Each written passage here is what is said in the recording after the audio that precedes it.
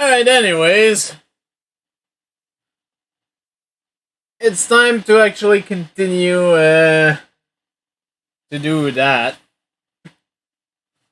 Last time we were asked by General Zex of Alpha Cherenkov 1 or something to go grab a very powerful creature.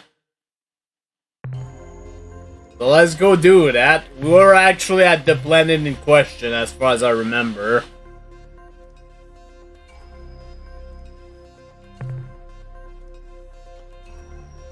And we'll know exactly if this is the right planet, because the creature in question is more dangerous than the squids. And takes 1,000,000 hits. Yep, that fast dot there, that's probably it. Yep, there it is. Certainly looks unique.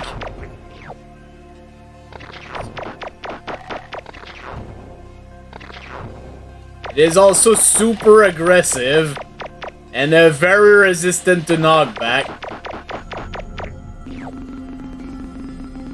Report from surface. We have finally trapped the hideous beast within, which has been so hard to capture these past few days. I swear, we emptied our stun batteries into that thing over 12 times before it even slowed down. A few more shots to its barbed head and it went down. But we had only a few seconds to get it to the magnetic restraint before it started trashing around again. Even as I make this report, the damn monster shrieking like a steam engine and trying to tear its way free.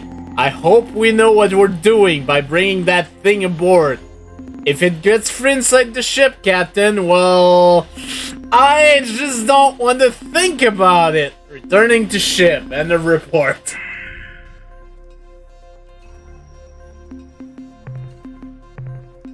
I think it does go into, yeah, the Vugs Beast. Hey, Scotty.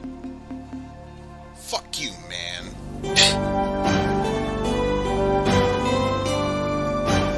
That reminds me, we can talk to the talking pet. Captain, the halo device on board this vessel is, giving me a headache. Please remove it. Now, Captain. It is foolish to resist. It remains more effective than I thought. You're still able to disobey. Ah, well. What can I do for you, Captain? How's it going, Dinyari? You okay down there in the cargo bay? It is cold and empty. I could use a thermal blanket. Since it is incredibly boring down here, I am using the opportunity to try and get some sleep. What do you suggest I do now? The first thing I do is to make sure I had a strong ship and fleet. You can tell me about your I race. consider such a question to be intrusive and impolite, but that is consistent with your behavior. What do you want to know? What about your biology? You mean my superior brain? My mental prowess? I don't want to talk about it.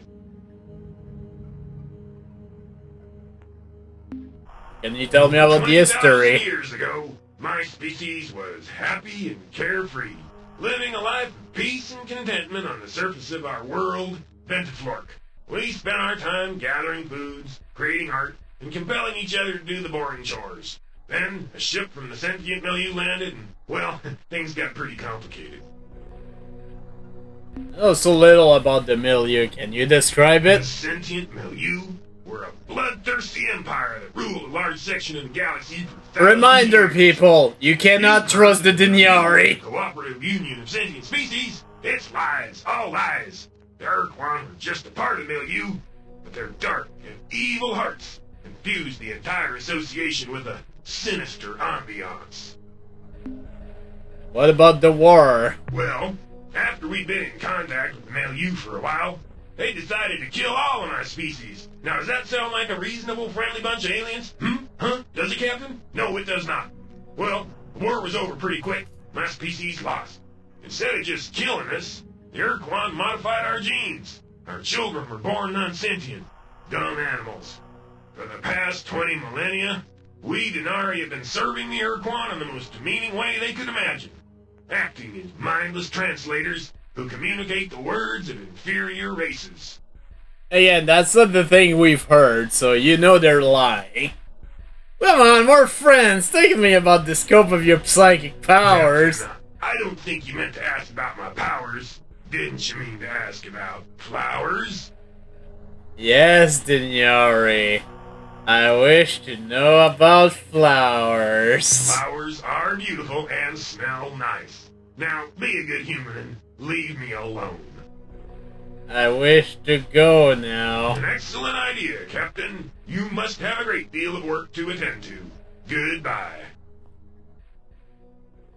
Yeah, this is a case where the Dinyari is somehow able to... It wants to protect that secret so much that it's somehow able to break through the Tylo device.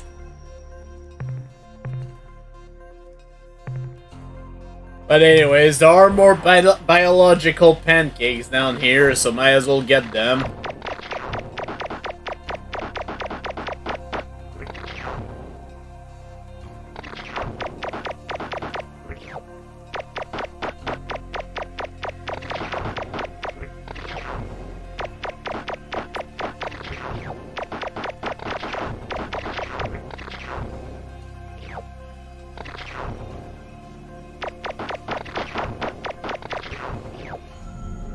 You know, it's so nice being able to explore these planets without too much trouble.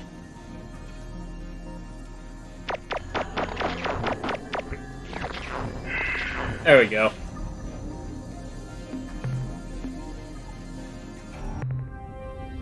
Alright. There's still a little bit more I want to do before I use the quasi-portal. As dangerous as it is, I believe this system here, Epsilon Lippy, has something we want. It's not an absolute necessity, but hey, it's there.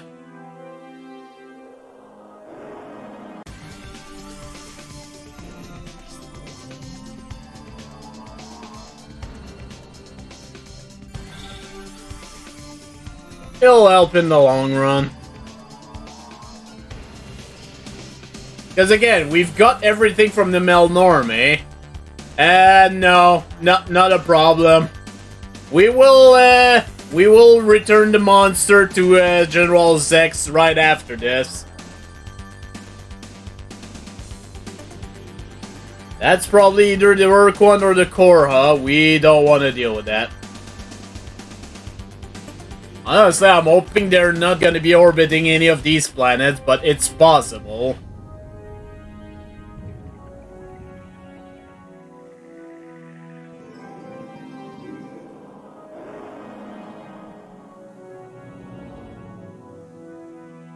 Yeah. Good. It's another rainbow planet. And it somehow has zero danger. Interesting. I'll gladly take some radioactive stuff.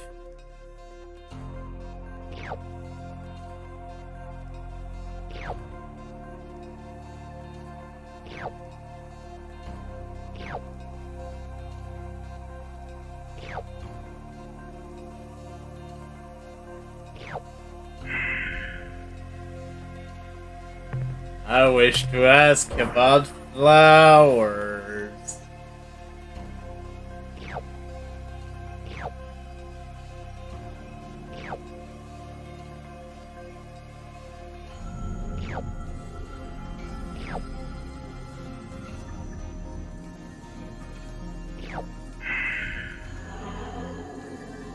Still a little bit more. Oh, it's 1 fuel per landing.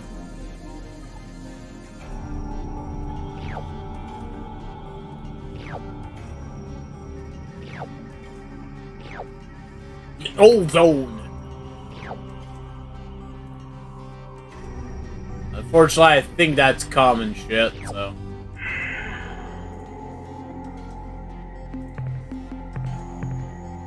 Yep, it is. Let's just throw the ozone overboard.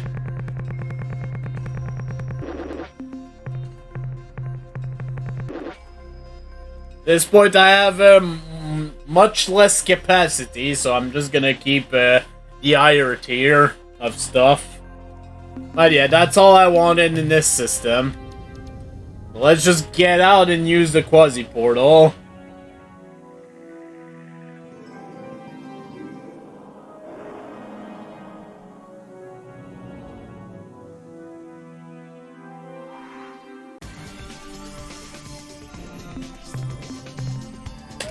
Portal.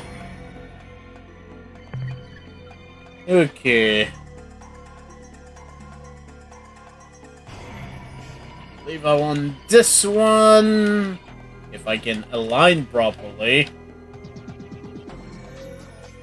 Go.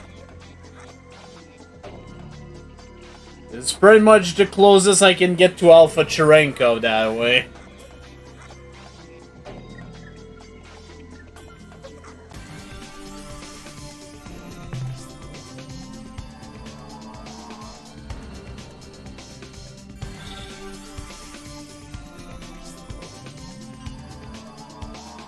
And a reminder, we're doing this to get the female Shofixti, which will immediately resolve after seeing this.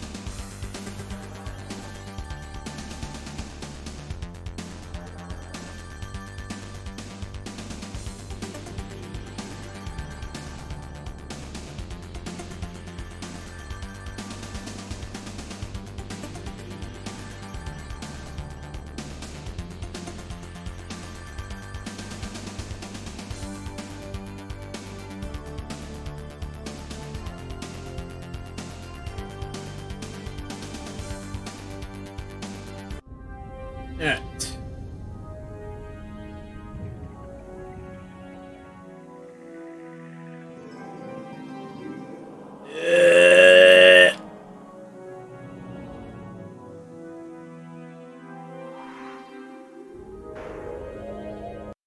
Why am I so blessed? My favorite friends, the humans, are back. Captain, it is good to see you again. You humans are so interesting, so beautiful. You know, I have many pictures of your species. I keep them on my walls to inspire me.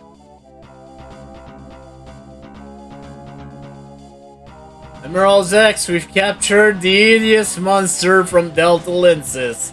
Let's make an exchange. Ah, a most excellent piece of news. My chiton rasps and moistens with excitement. I have been looking forward to this for so long.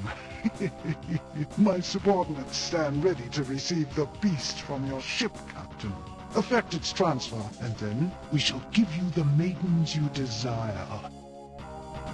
Admiral Zex, aren't you forgetting something?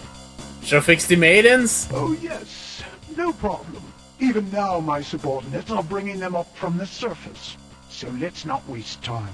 Send that delightful beast over immediately. We'll leave in 1-for-1 trade. We'll transfer the beast when we see the maidens. Captain, we are both creatures of honor. If I say that the Shofixi maidens are on their way up from the surface, then they are. You will have them shortly. Accept my word. Now please, Captain, the beast. I think if we push him too hard, he might actually start attacking us, so... Okay, the beast is all yours, but be careful, it's a killer. Ah, my new child is on board. Such a big one, isn't he? And so frisky. I am delighted beyond words that you have given me the beast, Captain. But I am afraid that there has been a slight change. Of course there is. But necessary. Oh, my beautiful, luscious human. I had thought that the hideous, violent monster you have given me would complete my collection of ugliness, my menagerie of monsters. I was wrong. You, my human love, are the most violent, the most fierce. Of course it is. My collection could never be complete without you. I need you, Captain. But alas, I fear you will not give your consent willingly. Am I right? Therefore, Sub-Commander Dux, terminate communications, warm up my modified intruder, engage the precursor warp nullifier. Prepare for battle! Sub-Commander, why has my main console become inoperative? The transmit mode is locked! What do you mean the central system computer is damaged? How? The beast escaped? No, Sub-Commander. You reap what you sow, General Zax. You reap what you sow. It's what? Decks 5 and 6? 11 crewmen? Sound the alarms, you fool! Where is it now? Engineering report! Engineering! Sub-Commander, seal bulkhead! Sub-Commander, are you listening to me? What are you staring at? Pay attention, Sub-Commander. Give me a report on its position. What are you staring at? Behind me?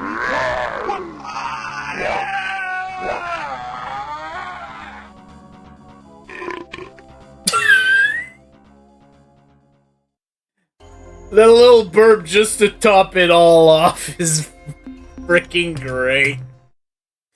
God. Hey, Scotty. Fuck you, man. Well, again, you reap what you sow. But yeah, there's everything we're looking for down here, so let's go and do it. 1.9 fuel just to land down here. So yeah, I'm gonna get a bit of biological stuff, but otherwise, yeah, I'm just gonna get this Trophy and leave.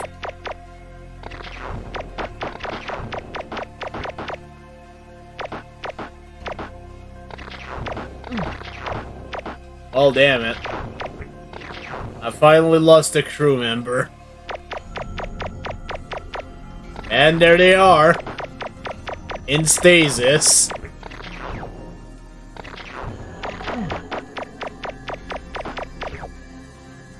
And I'm full. Report from surface. In the Vox Commander's menagerie, we have Omega Vanguard giving a resub for a year. Thank you so much. We have found what appears to be functional cryo tanks containing a dozen bipedal creatures.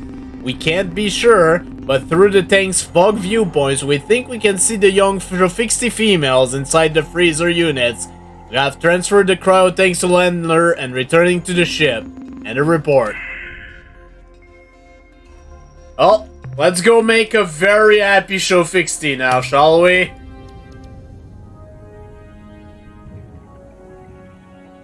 By that I mean, let's get the heck out of this system! Before they realize that freaking Zex is dead. It wasn't us, damn it! He did it to himself!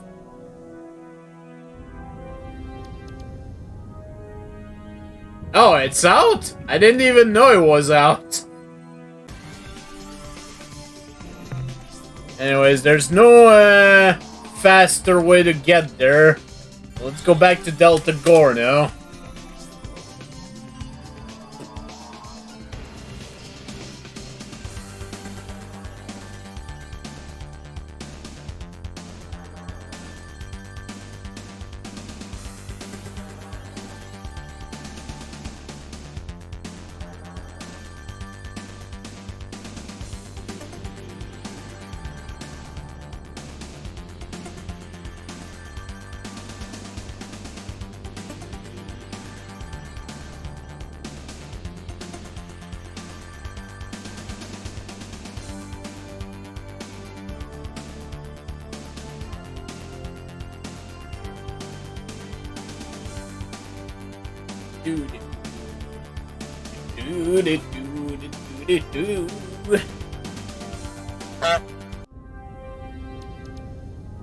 They should be still orbiting the first planet of the system.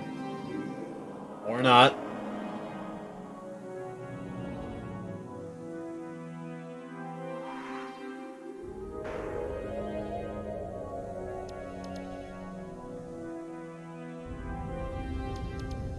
Okay, there we go.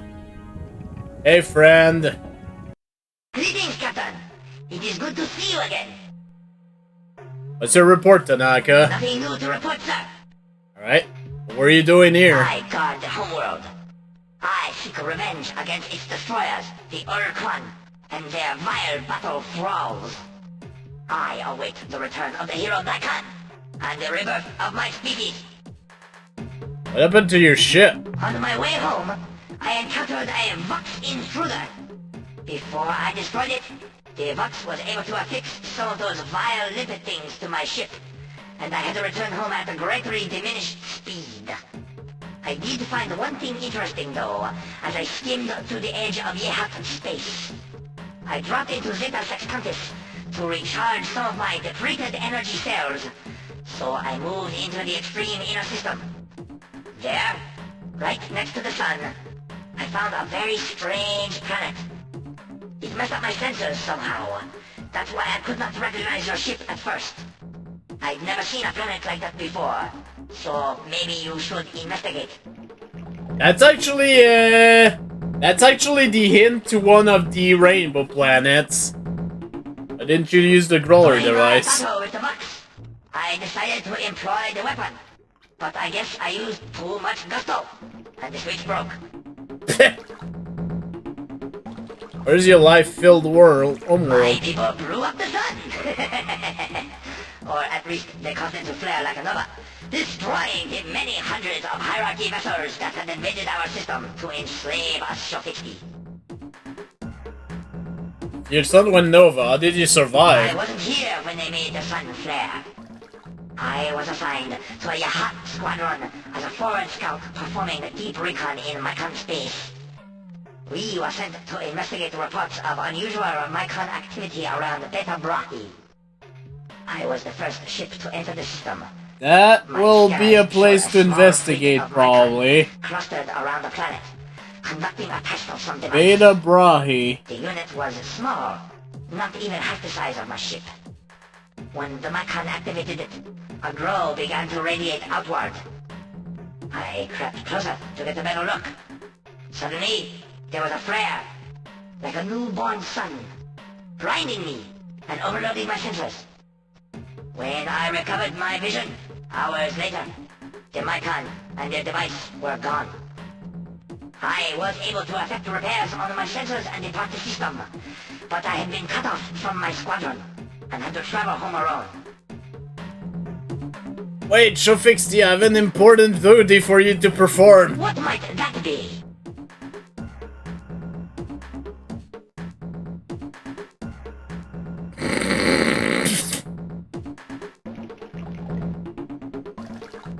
Those are all good answers.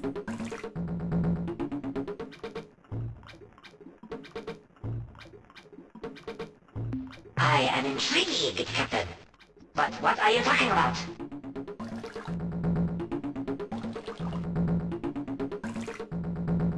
God damn these answers. You update females of your Great species. reaping mouths of happiness! You shall be honored forever, Captain, as the savior of the Sophisti race. I have been granted the ultimate reward, duty. This humble warrior will take the Sophisti maidens you possess, gently wake them, and then perform ribald feats of unsurpassed fertility. With their consent, of course. Our people shall be reborn. Your name shall be recorded in our most sacred writings for all time. Thank you, Captain, and farewell. I have urgent business to attend to. I'm sure you do. Have fun! And with that, we've actually allied with the Shofixty officially.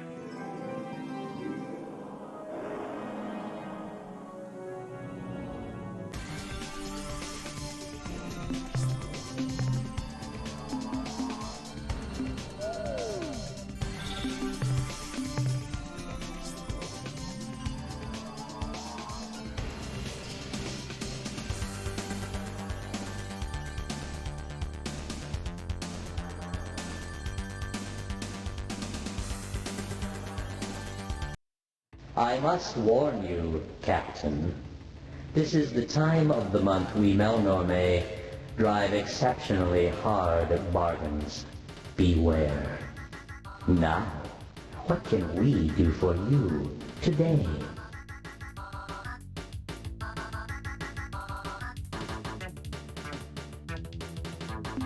I have some stuff to sell. Thus, what would you like to sell? Your ship's log indicates that you discovered the whereabouts. There we go. What trade? How Fill the tanks, please. it has.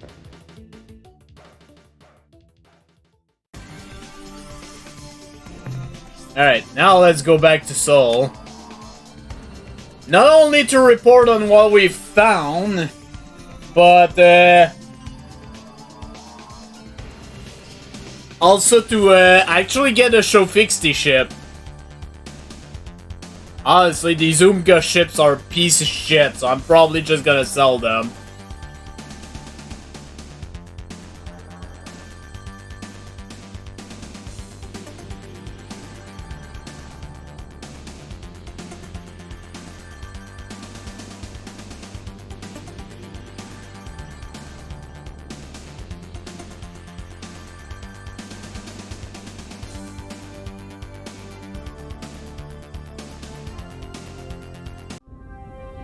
Alright. It has been a little bit since we've seen the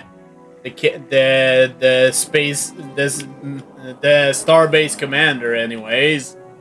So maybe they have new stuff to report. Captain, I'm glad you made it back in one piece. They in fact do not yet.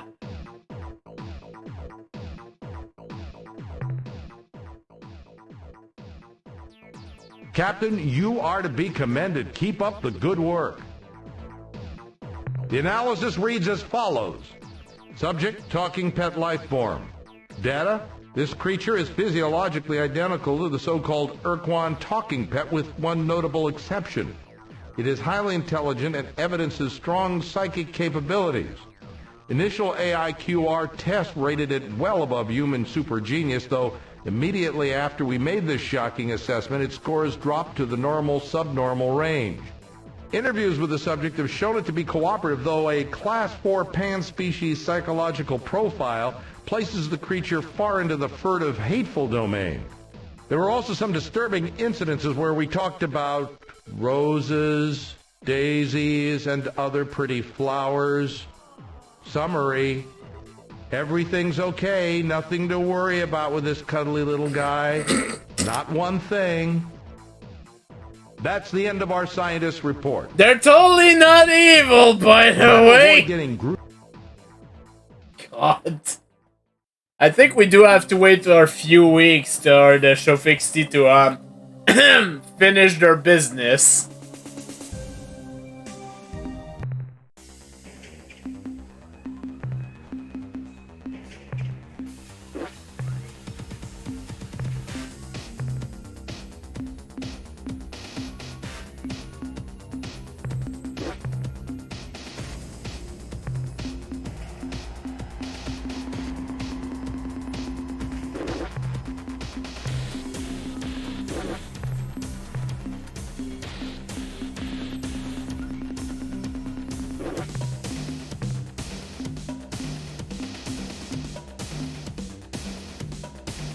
No, I haven't brought out the Nemesis yet.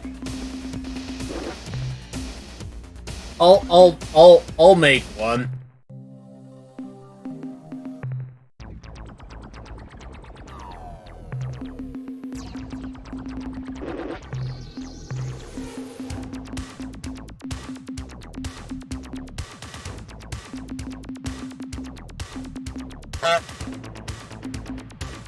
Hi, Jeff.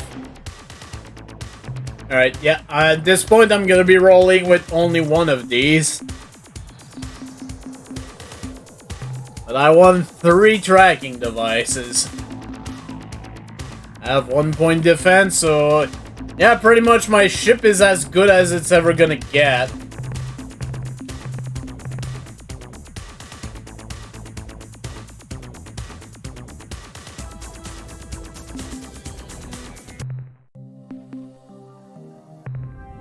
So the next thing we're gonna do, there's 2 things I wanna go. I never remember if it's core ward or upspin or whatever, but I wanna go to Procyon. Which I think the quickest way will just be to do this. Yeah. Let's go to Procyon. Now we have a caster, so we should be able to talk.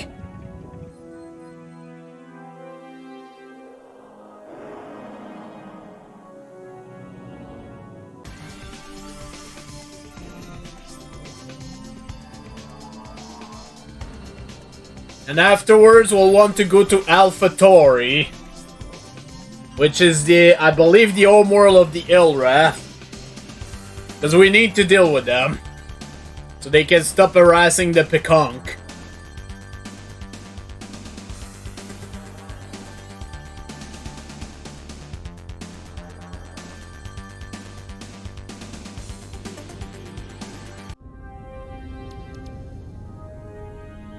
I believe it was this planet here. Yep, there we go. So yeah, there is a slave shield, but as was mentioned, we should be able to talk to the Chenjesu here. We are the Chenjesu. We are the Mernherm.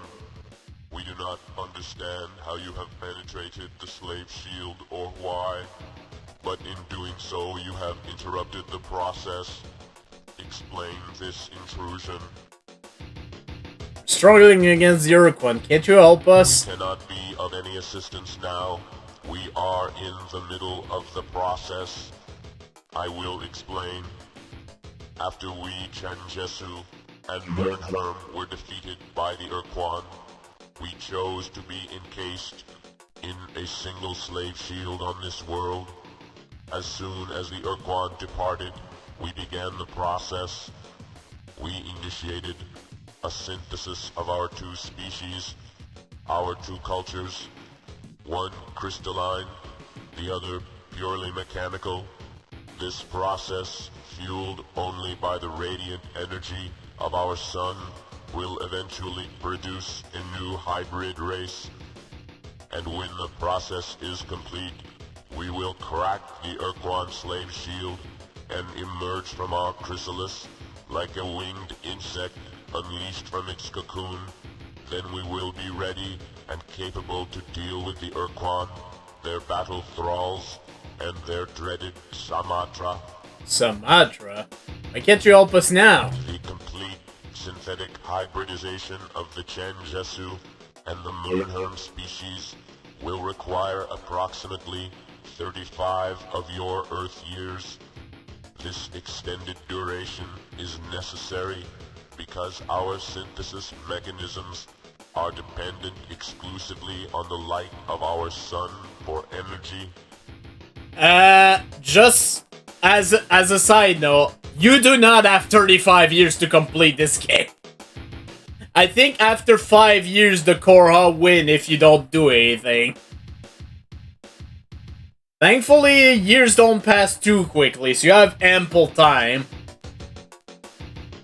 If we could find some way to get you more energy, would that speed things up? What you describe is theoretically possible, but it would pose a great danger to us.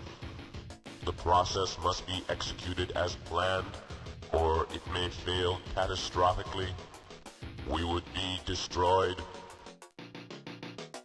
Came there to find out what you were doing there. Though your ship's design is unfamiliar to us, we now understand that you are of human origin, and so we will share with you our reasons for accepting the status of Ur-Quan slave. In 2135, our great alliance burned within the crucible of sentience. Though our fleets of armed starships held back the hierarchy's grotesque armada for many years, in the end, the Ur-Quan unleashed a power upon us that was so overwhelming, we knew we would be annihilated if we did not submit. This unstoppable power, this ultimate weapon, was a huge starship, an unstoppable battle platform built by the precursors in the ancient past. Your vessel shares some similarities in design to the Ur-Quan's battle platform, which they call Samatra, meaning Great Trophy. The Sumatra was many times larger. At least now we know what it is. More weapons and defensive systems that made it invulnerable to all of our technologies. It remains a mystery to us why the Ur-Quan fought us for so long without using the Sumatra. But when they finally brought the ship into combat, the Sumatra incinerated our finest brood-home vessels from 10 times our own ship's weapon range. We had no choices beyond submission or devastation. Before the Ur-Quan arrived to accept our surrender, we sent one last message to your people. A message suggesting that your species do as we Changesu and Mernherm plan to do. We would accept the Ur-Quan's demands and become slaves until such a time as we found a way to destroy or neutralize the Sumatra. Really need advice. Our wisdom is available. Detail your need.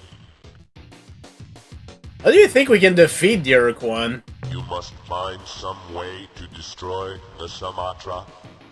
To do this, you will need a powerful weapon capable of destroying an entire planet. We've actually heard about such a That weapon. is not all. You will also require some way to distract the Ur-Quan to give you the opportunity to use the weapon. I seem to have acquired a Dinyari. What do you make of it? We know the Dinyari only from legend, where they are described as the embodiment of evil and cruelty. It sounds about right. There was a devil, Captain. It was the Dinyari. However, if in fact the creature you possess is one of this ancient breed, its mental power may be useful to help confuse the Ur-Quan. Thanks, that's enough for now. Your presence here is a painful intrusion. We will always provide advice whenever you request it, Captain. Goodbye, Shinjesu. Goodbye, Mernherm. Goodbye, once and future ally, human. When the process is complete and we emerge from our chrysalis, I shall tell your grandchildren of our conversation this day. Yeah, the problem is, we don't have 35 years. We really don't. But the next step in our plan gonna be to be going up here to AlphaTauri. As soon as we get into the system, we need to use a caster. As we were told by the Umga, actually, and I believe the Spotty also told us.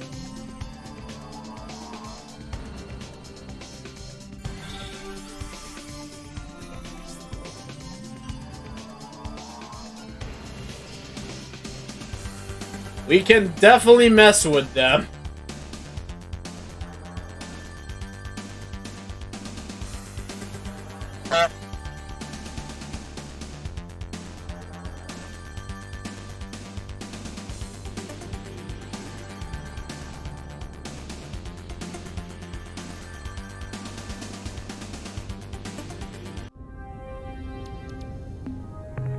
Yeah, let's go ahead and use the Umga caster. Listen! It is the hideous and inspiring voices of our gods, Dogar and Kazan. Oh, great gods of evil and darkness. What can your humble and devious servants do for you? Yep, this is a thing you can do. You can pretend to be a racist god just by using a caster. Worship us! From the chambers of pain, we hear your words, cruel and evil lords of darkness. And as your voice crackles out of the speaker boxes, it sends thrills across our carapaces. Our hairy quills all stand erect, and we pant and wheeze with fever. Oh, mighty gods, you are the definition of all that is evil and hideous in this universe. You are the inspiration for all cruelty, deception, and pain. For this, we thank you. We require that you do things a bit differently. Your will is our inspiration. What shall we do?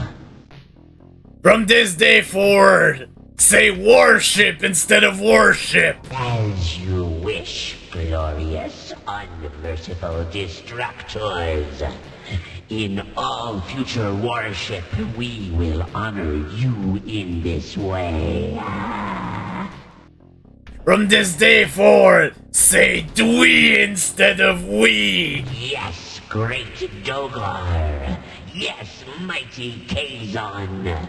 We certainly will. We certainly will. From this day forward, say you boo instead of you. It shall be so, great ones. You are mighty. You are the most hideous and deceitful. We Ilrath are too fortunate to have Yubu to worship. Hey, I said worship, not worship. What the fuck is this shit? You are no longer the Ilrath. You are now the Dilrats. We, the Dilrats, bow and scrape off our appendages in your honor, mighty Dogar and Kazon. Mercifully race, go and kill gruesomely in our name. We can never receive sufficient direction from you, great masters. We eagerly await your next vile commandments.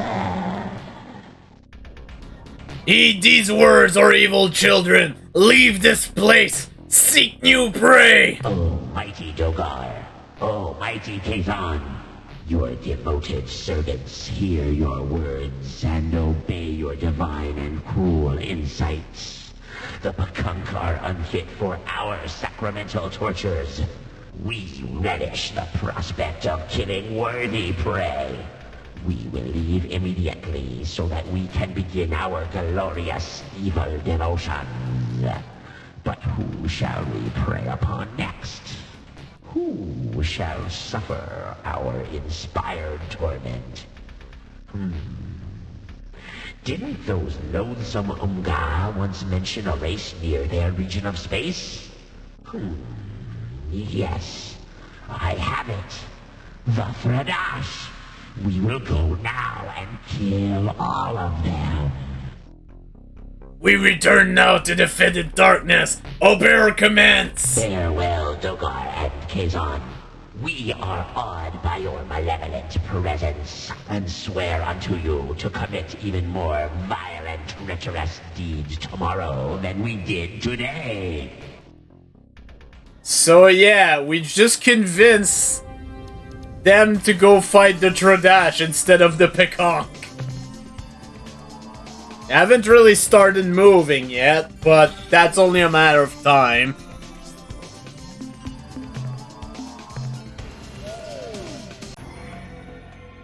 Anyways, in the meantime, while they're heading towards the Tradash, there is other stuff we can do. Including going to seek out a species we were told about, but we haven't actually talked with them yet. We know we can't trust them, but we can definitely talk with them. And this should lead us pretty close to where they are.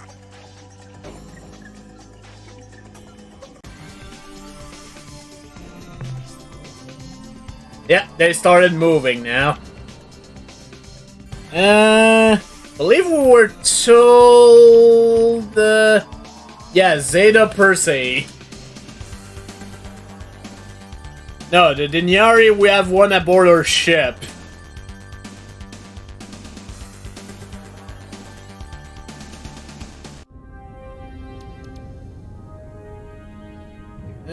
I forget what their own planet is. It's probably the one in the middle there. I say planet, more like trade center, but anyways. God damn it.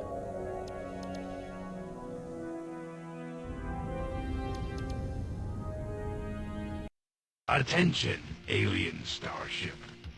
You have arrived at the central trade world of the Crimson Corporation, home of the Druge.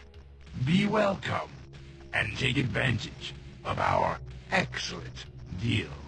Our sensors reveal that you have one of our more powerful hyperwave casters on board your ship. Have no fear, Captain.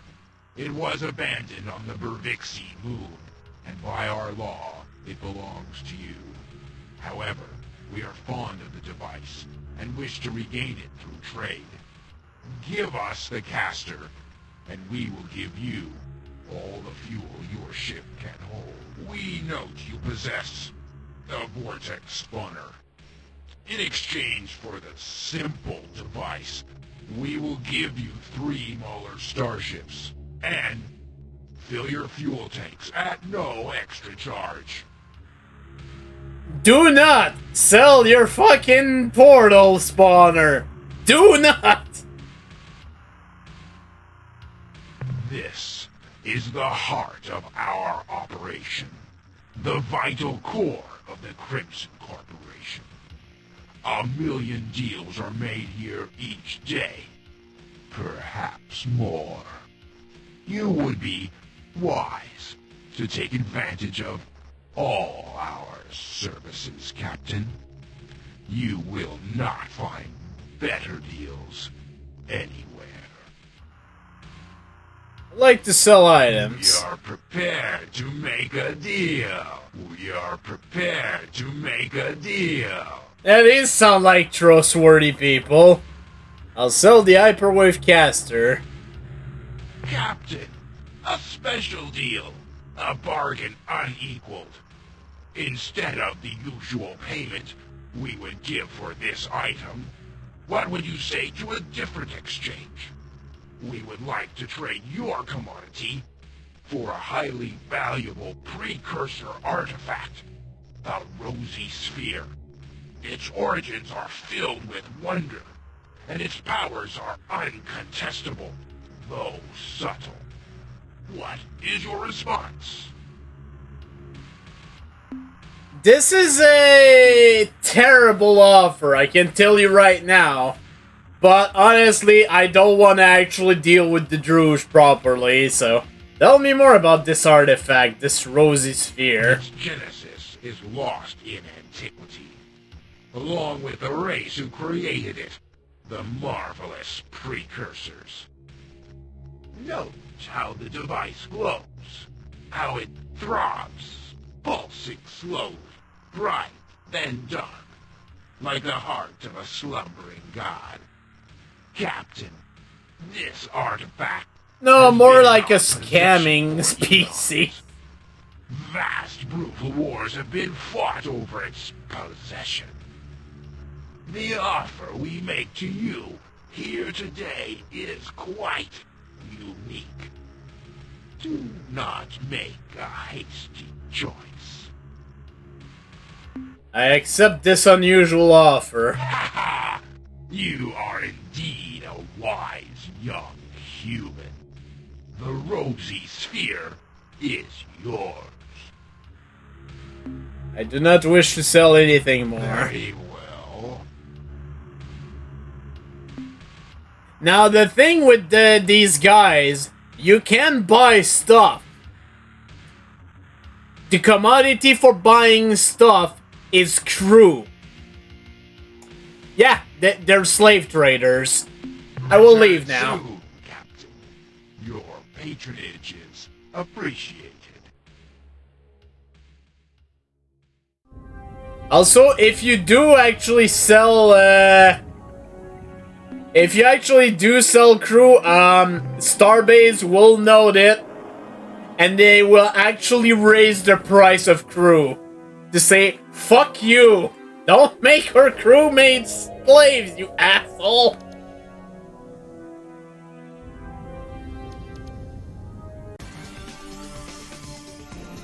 Also, you can absolutely totally scam them out.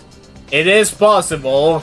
As Nemo actually mentioned, you can actually put all the fuel tanks possible on your ship, come back with no crew, and scam them out of all the fuel. It is something you can do. Honestly, it's better to get fuel from the Melnorme. At least in my opinion. Anyways, we've got 2 of the 3 artifacts we need. And now we have the Druge's area of the area.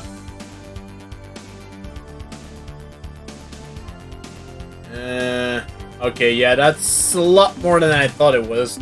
Let's just use the quasi-portal.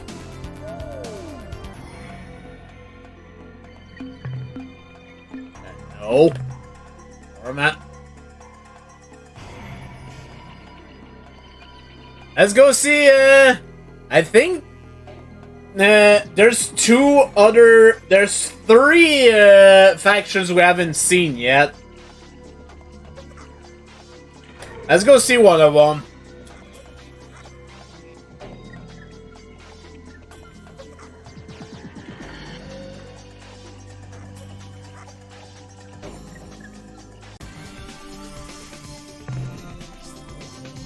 Because we were actually told about a system here. I think it was...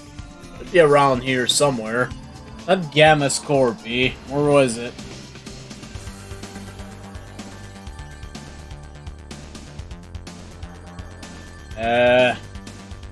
Wasn't that either.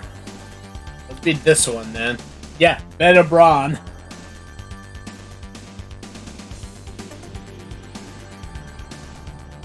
Yeah, there's a few things we can check up here. Let's go to Beta Corpenicus first.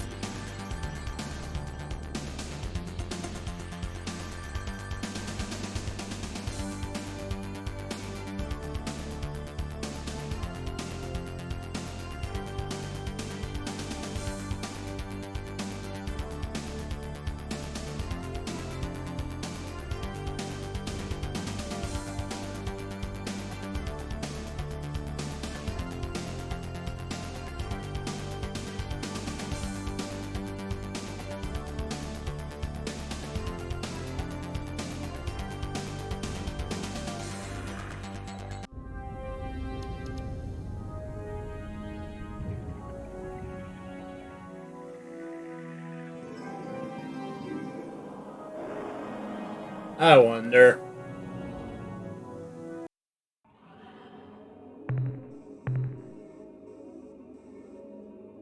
Nothing interesting.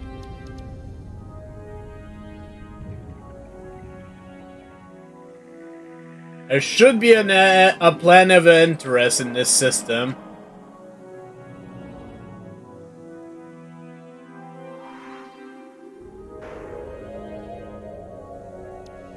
Might be this one. Yeah, it is. A shattered world.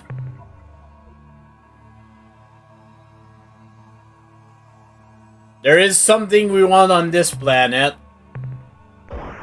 This is a world that has been completely fucked by the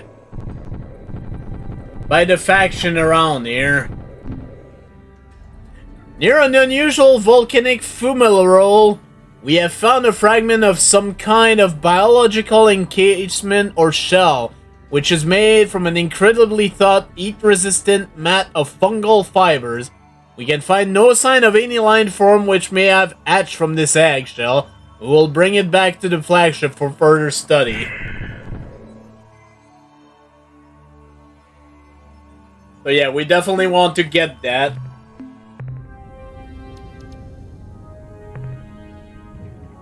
Ilrat keeps going up. Go over to Gamma Kepler.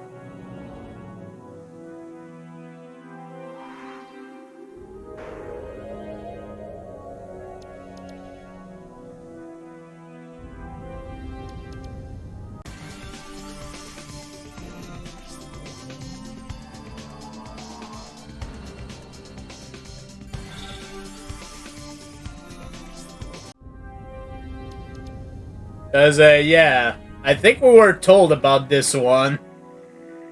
This is another one.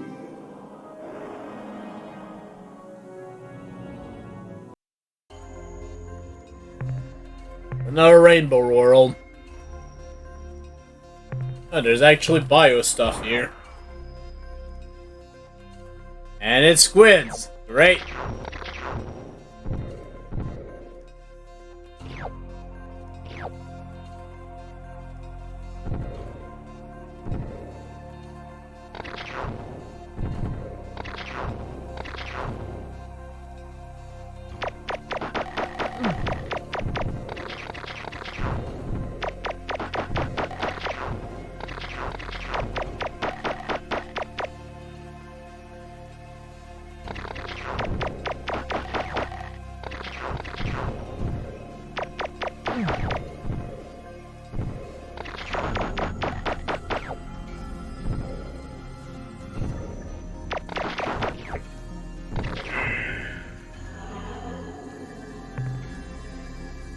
.1 fuel to land down there.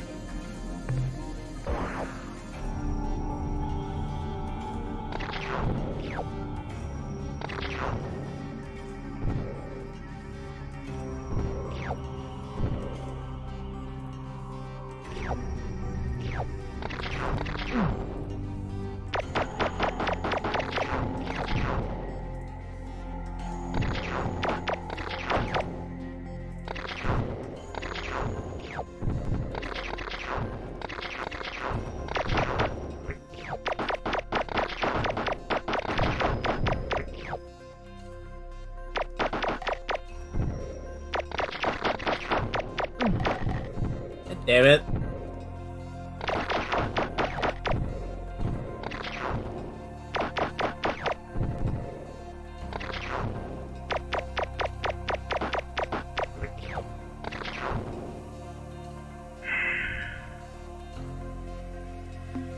I think I'm good.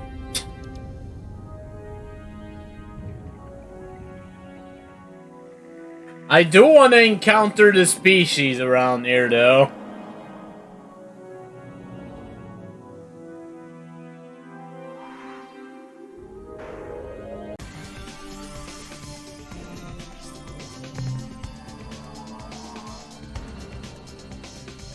Let's actually go to the system we were told about.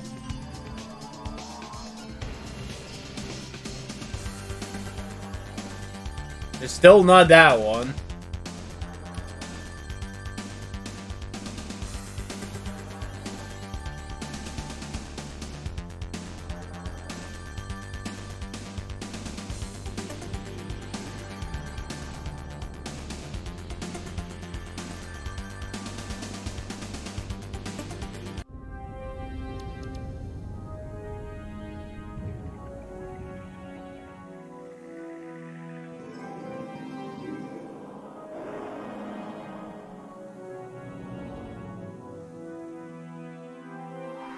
Actually, before I tried to go there.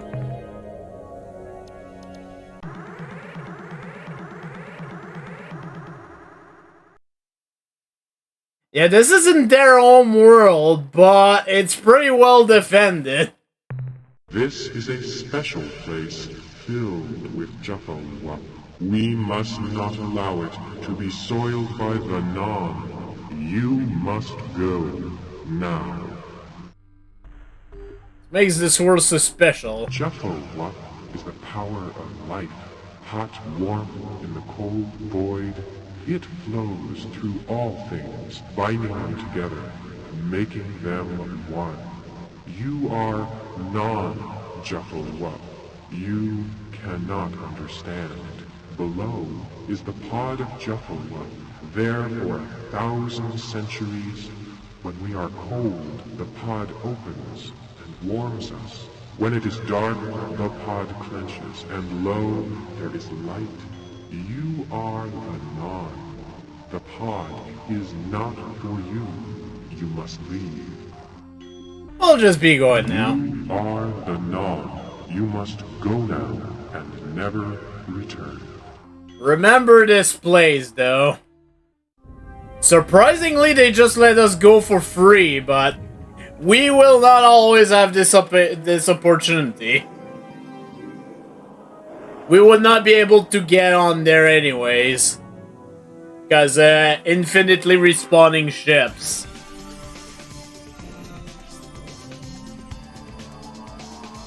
Let's meet the locals. Properly.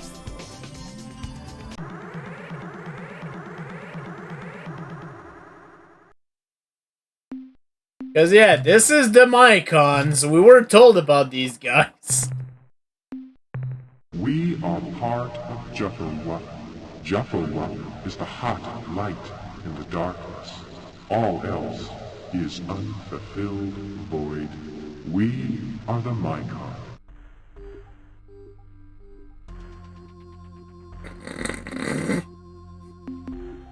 We wish peace between our people. A single spore lands, finds nourishment in decay, and soon attains maturity. In turn, it exhales a cloud of new life, 1,000 spores.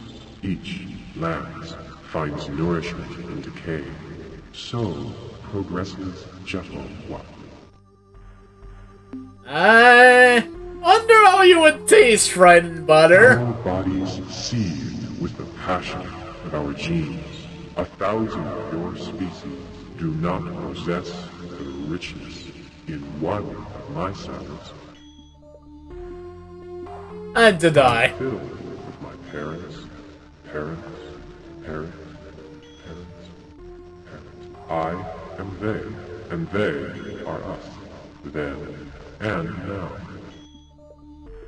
I'll see myself out. What fills in my fibers, and I grow turgid. Violent action ensues. Okay then.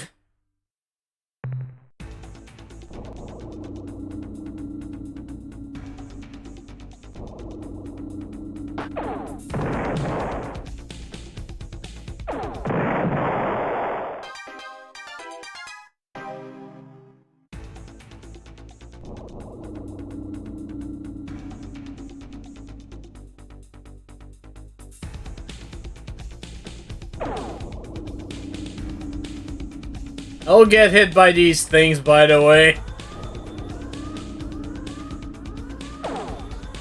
Damn it.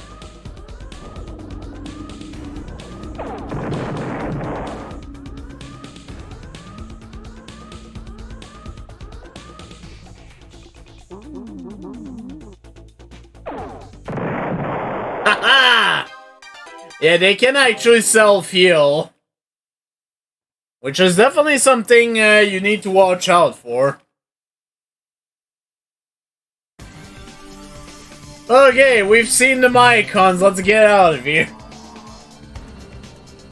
At this point, I'm thinking that the Shofixty should have done their business. That sounds weird to say it like that, but that's essentially it.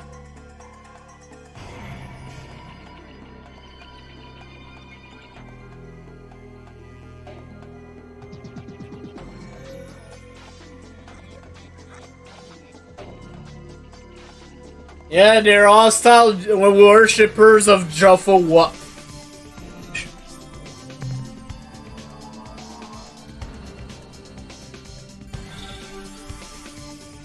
Whatever Juffawa is, I don't think it's ever explained.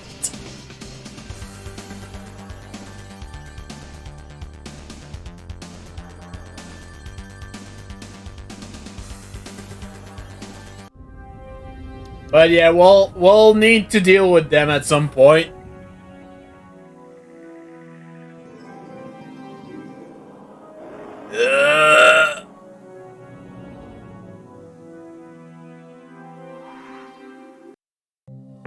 Hello, Captain. I've been waiting to inform you of a new situation. The Shofixty have returned.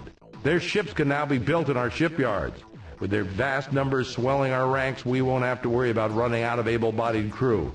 And I'm sure their volunteers will reduce the cost for new crew. So yeah, it's very much worth it to deal with the Chofixty. Thanks, Captain. The analysis reads as follows. Subject, rosy sphere device. Data, the specimen is 5 centimeters in diameter, perfectly smooth and composed of a blood-red translucent substance. Tests show that it has atypical ferromagnetic properties, but is utterly non-conductive. Summary, probably a precursor tool. Function, unknown. The next entry in the analysis is subject Mycon egg case. Data, we really didn't know Mycon came from eggs, but our analysis of this sheath shows that it's been subjected to phenomenal temperatures and pressures. The most unusual aspect of the egg case is its size. We know Mycons range in height from 0.5 to 3.5 meters, but our reconstruction of the whole egg case shows it to be over 25 meters high. Summary, if a Mycon came out of this, he's gotta be really big. That's the end of our scientist's report. Goodbye. Go open Ur-Quan for me, Captain. We'll do eventually.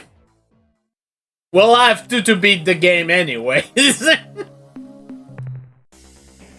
So yeah, crew only costs 1 now. Thanks to the Chofixty. Speaking of the Chofixty, we can build our ships, and we will want to do so for a specific reason, which is one of the 2 species we haven't seen yet.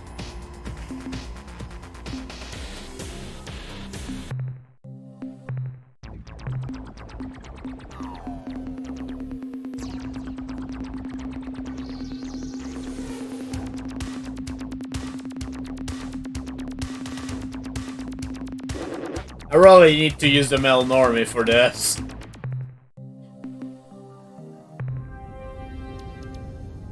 Nah. No, instead, let's actually go back to the exact same portal and see another species that we've heard about.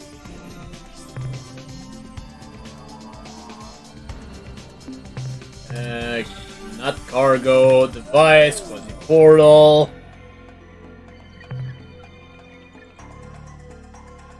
This one. Wait, what? What do you mean?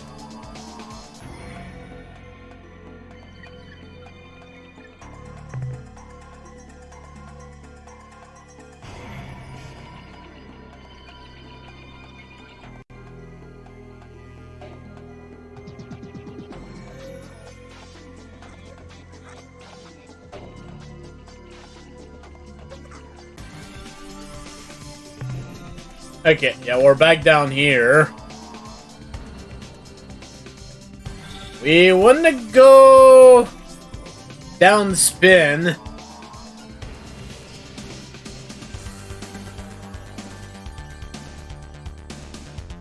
To the Serpentis constellation.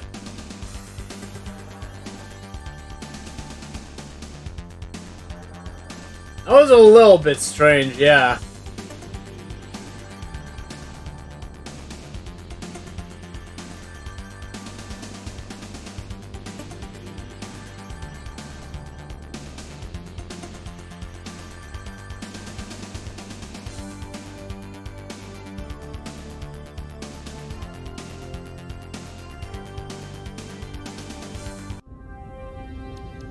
Yeah, this is actually a species we've heard about. Let's talk to them. There's the thing that the game doesn't really tell you though is that there's 2 versions of the same species. And hopefully it's the right version that we're gonna see here. What am I seeing on the view screen? It's none other than the flattened old face of our friends the human. But, old ally, are you not knowing that we, the Yehat, are allied with the Ur-Quan now? And your presence outside the slave shield and in an armed starship are clear violations of your oath of fealty. Whatever shall we do? It just isn't the right thing to kill you, human, but as a loyal member of my clan, I must obey the wishes of our queen. I do believe that,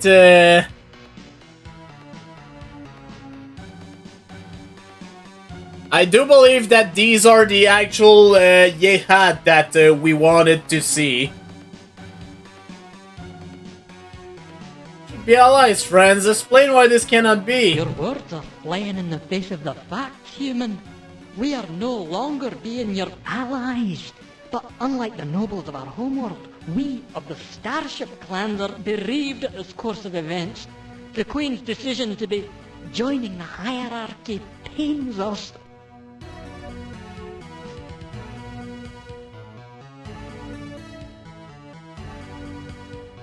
Please help us with material for a struggle. We cannot. To be doing so would be a direct violation of our Royal Queen's commands. This may come as a shock, but the Shofixi are reborn. If this is being a true thing, there will be many changes. But we are a species long wise in the ways of deceit. You must be proving these words you say, Captain. Send the Shofixi to us as a way of proof. So yeah, just to let you know, this is why you need a Shofixi ship. I'll send over the Shofixi, but don't mess with him, okay? We're scanning the separation of a vessel from your fleet, Captain, and indeed, its configuration matches that of a Shofixi scout vessel. This had better not be a trick, Captain. We are knowing the power of a glory device, and if you detonate the weapon near us, the price for you shall be dear, very dear. The scout has docked, and we await the pilot's appearance at the airlock. The atmosphere cycle is complete. The door slides open, and... It's true! The Shofixi are alive! Look at that fat muzzle, those shining black eyes, the sweet claws! Our children have returned from oblivion! But now we are faced with the cruelest truth. We who have sacrificed our honor, we who have lain with the enemy, we are not worthy. We are nothing. We are less than nothing. But wait, we're the Spathi. We're the Yehats of the Starship clans. We will not let this lie any longer. Listen, as I speak these words. If our Queen makes the dishonorable command, then it is the Queen who has no honor. And the dishonorable Queen is no Queen at all. We, the Zeep, are the only clan who remember the true meaning of honor. We shall tear the Queen from her throne. The 2,000-year reign of the Veep Queens is over. The revolution has begun! So yeah. We just created a revolution by showing them that the Shofixi are back. And with that, our job is done here.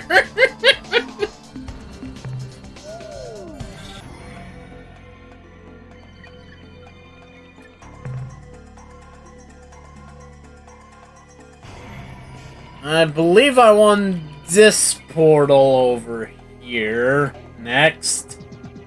Again, we're waiting for the Elrat and the Tradash to destroy themselves. I could do the other thing with the Tradash, but you know. Anyways, a while back, we were told about Beetlejuice. It's finally time to go there.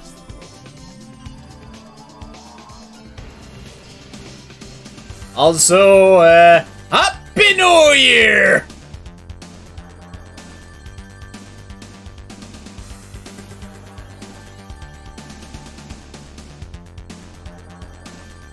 But yeah, starting that revolution will actually pay off.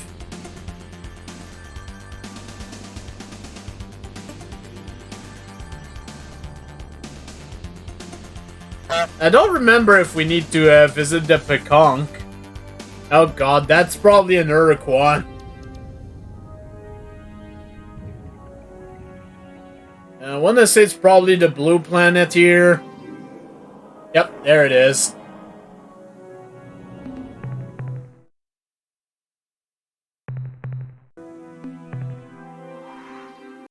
Attention, unidentified space vessel. Be warned. This slave world and its inhabitants belong to the Ur-Quan. I am Starbase Commander Talana of the slave planet Gaia. Your ship is not responding to standard hierarchy identification sequences. You are therefore classed as independent. And what? Is my monitor display correct? Is that a human commanding that vessel? Who are you?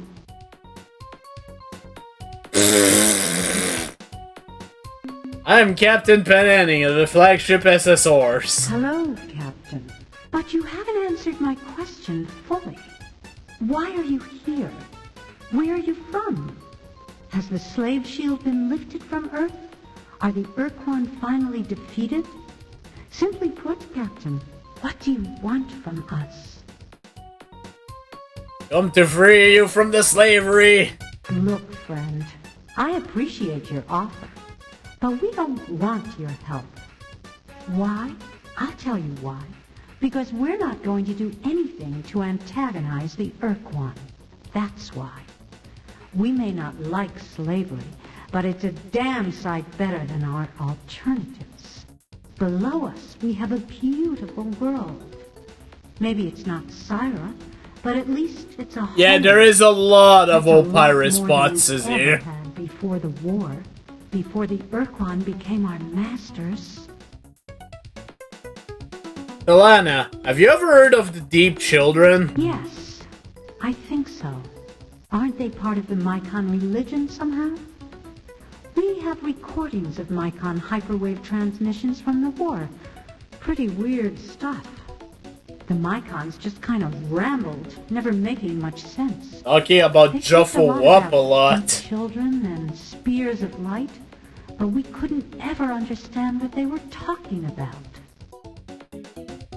What if I told you that Mycon Deep Children's shatter planet crusts, like Ysira? What? What did you say? Human, you had better not be joking.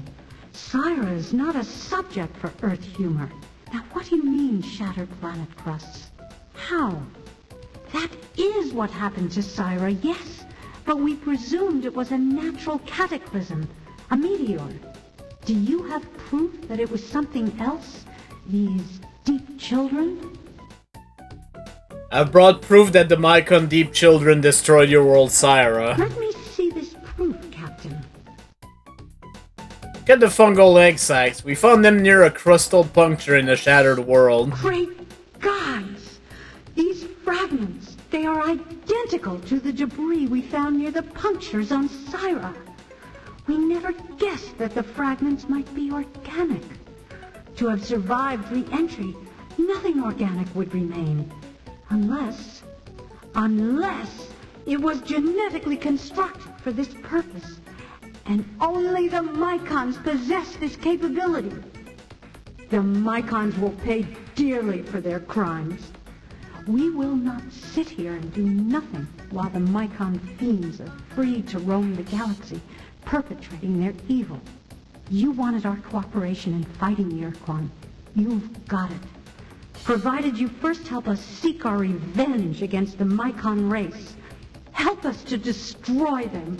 We can gladly do that. So, what do you want us to do? Our first step is to get some mobility. We have some fine starship officers aboard, and they're all eager to go after the Mycons. But without our penetrator starships, we're totally Fucking ineffective. penetrator! So For our God, first that step was the name has of their to be recovering spaceship! our Space Patrol combat fleet. Fuck! We know that the Ur-Quan didn't destroy them. They never waste anything. But we believe they have sealed them in some kind of deep vault in the surface of an alien planet. Do you know where your ships are? No, that's your job. But maybe we have some clues to help you find them. The starship officers who flew the penetrators to the vault did so with total sensor blackout. The only thing they could use for navigation was the presence of the Dreadnought fleet surrounding them. When they arrived at their destination and lowered their ships into the immense vault, they were transported to the Dreadnoughts and only caught a split-second glimpse of the outside world. As far as they could tell, the sun was either red or orange. Based on the trip time calculations, the farthest they could have traveled is about 200 hyperspace distance units. Captain, we've assembled a small team of our most skilled officers. We will send them to your ship on board their own small shuttle. We feel that in the interest of efficiency, we keep our officers away from your crew at least until the mission is over. As soon as you arrive at the vault, our people will take over, figure out a way to open the vault, and bring our penetrators back here. Very well then, Commander Talana. I'm on my way. Good luck, brave Earthling. When your mission is successful... So, around 200 units from Beetlejuice. Get to know each other better. Yeah. This is something Opie would enjoy, but I think he's streaming right now, so... Screw that noise. I do believe it's around here-ish. It's kinda rough, because it's in the middle of Ur-Quan space. Technically, there is a portal that can lead me there as well.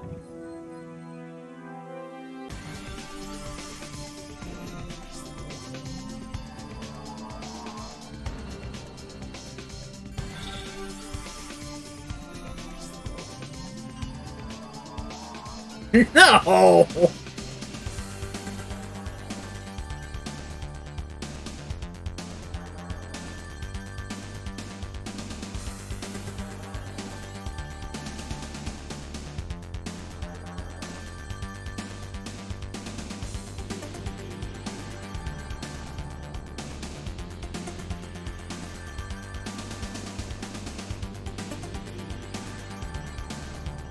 I do believe it's around here somewhere.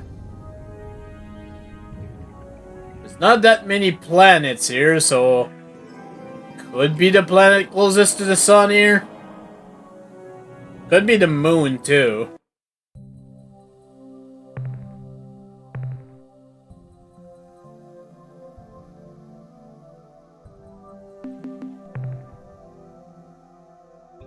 There's nothing here.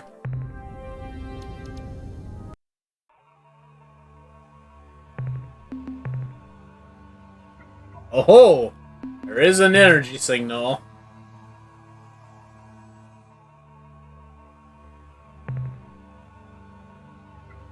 This should be the place.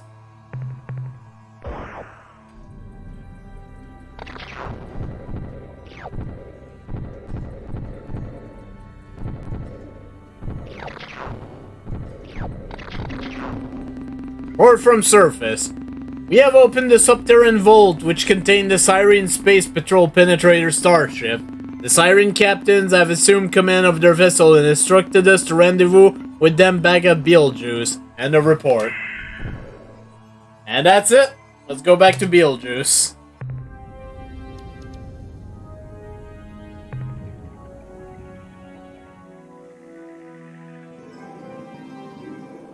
Oh, the Tradash are getting fucked.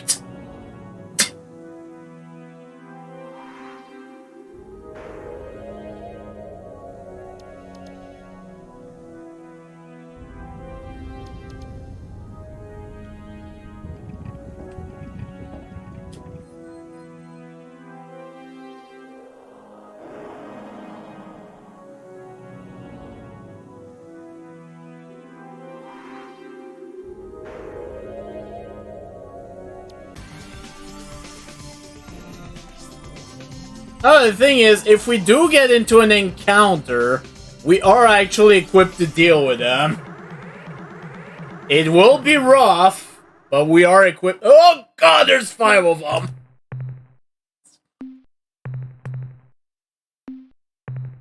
We sense something ancient. A sickly smell. A chilling wind. My ancestors scream from within their chambers in my mind, but I cannot understand their words. This feeling, a memory, it sickens us, and for the first time in our lives, for the first time in generations, We fear. We are the Ur-Quan Corps. Your presence here is premature. We fight the Khazars for supremacy of doctrine and possession of the Sarmatra. When the battle is won, our task is simple. We cleanse. You are the filth.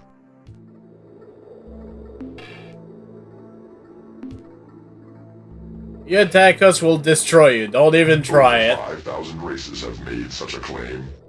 We survived. They did not. Nor shall you. So yeah, that speech at the beginning there, yeah, they detected the Dinyar in our ship.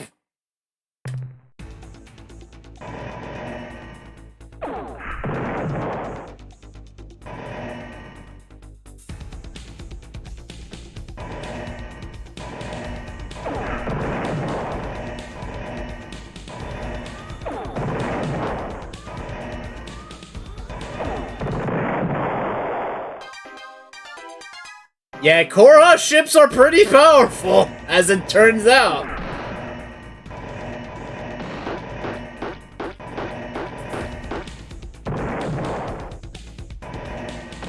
God damn it.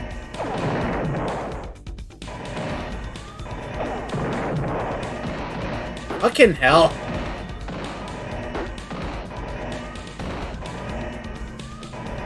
I also suck ass at fighting them.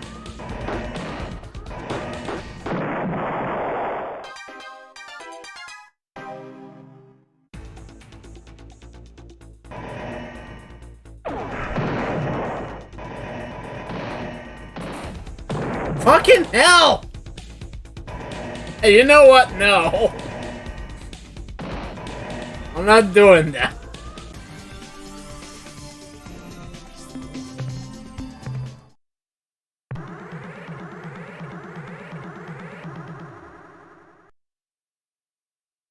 What the hell?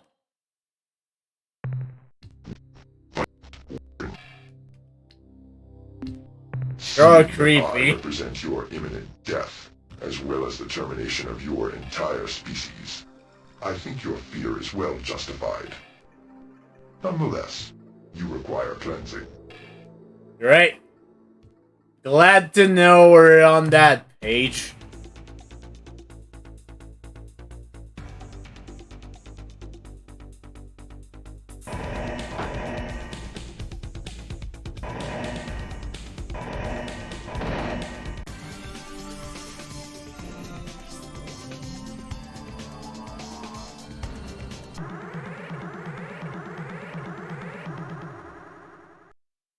I'd rather fight the Ur-Quan than the Korra. We are the Ur-Quan Corps. You have evaded our attempts to cleanse. You are no longer filth. You are a threat. Threats deserve greater attention than filth. That girl's blinking. The time has come. You require cleansing.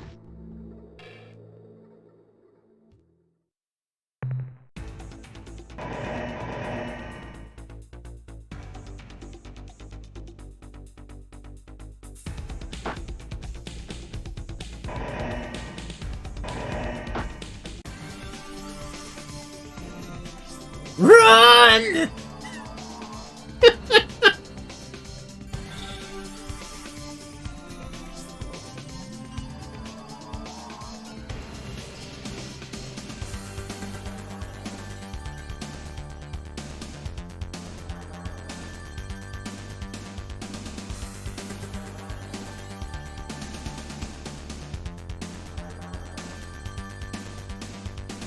Okay, we're here.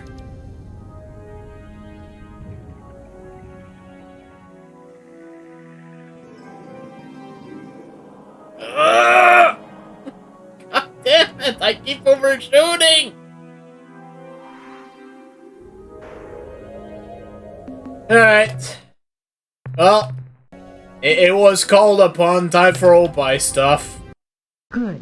Now we can proceed with our plan for revenge against the Mycon.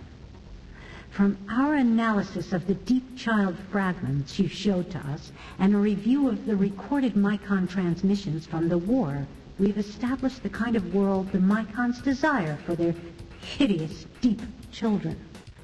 They need a planet like your Earth or our Syra, one rich in water and oxygen and possessing a molten active mantle. Our plan is to lure the Mycons to such a planet and then attack them when they least expect it. We know of just such a world. When the Ur-Quan were analyzing their massive planetary data to find a new home for my people, one of the close candidates, ranked just below Gaia, was a blue world orbiting close to the star Organon. Captain, we need your services again. Here is what you must do. You must go to the Mycon and tell them of this world. They will find that the world is suitable. And when they go to Organon, we shall be there, waiting for them. Then, we shall destroy them. So, what if I die doing all this dangerous stuff? What about us? I'm afraid both our duties will be dangerous, Captain. We may never see each other again.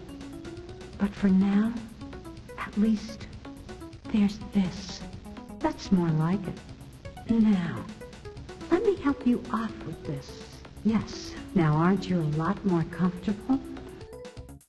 Our lives up. Because, my darling, if the light was on, I couldn't do this. Or this. Or this. Or, this. You're not going to turn into some weird alien monster and bite on my head off, are you? An alien monster? Me? Me? Why, Captain, why ever do you say that?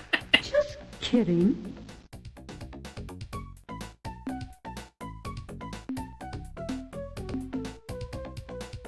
Well, in the spirit of interspecies communication, let me just say cowabunga! Say that word again. It makes me feel so excited. It makes me want to do something nice for you. Like this. And this. And especially this. What happens if I do this? Actually, no. Boy, oh boy, they never taught me this stuff back at Unservault. And let me teach you what you need to know. We will begin with the fundamentals of basic Sirene physiology. What happens if I do this?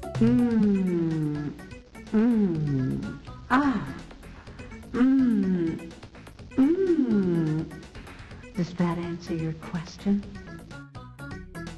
Sure, this is okay. I'm nervous. Please don't worry, my darling human.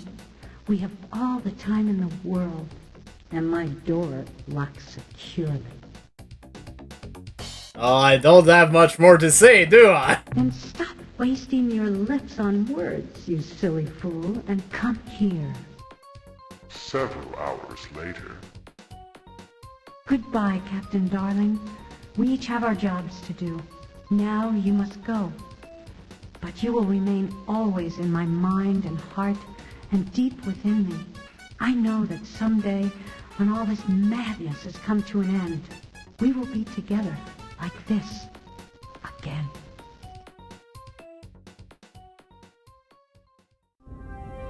So yeah, that happened.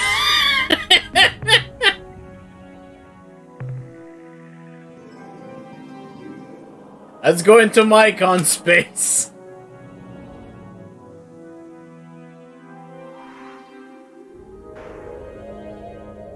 And yes, it is exactly what you think happened.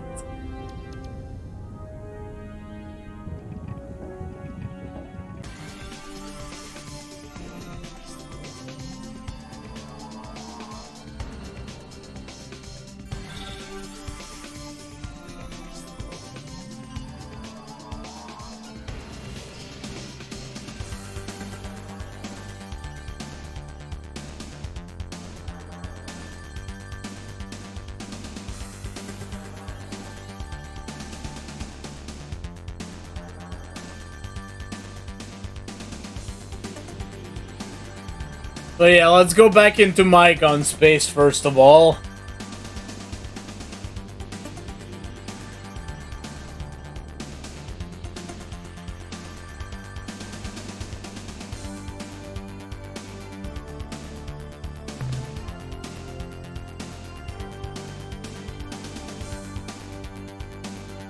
Do want to make sure I get closer to there.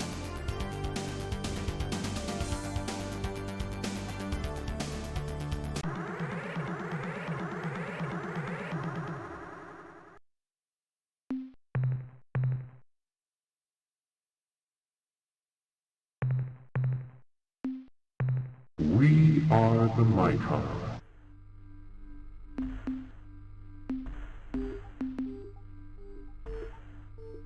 We might have to go to their home world, actually.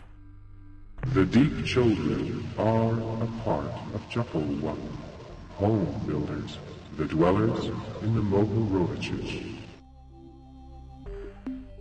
Probably have some of your relatives between my toes. I am Duty. I am the Purity Monitor. I choose what buds are permitted to mature and which must be eradicated. I died of general misfunction 57,283 years ago. A cold rock spinning silently in the void, a womb for the children. Jufflewup.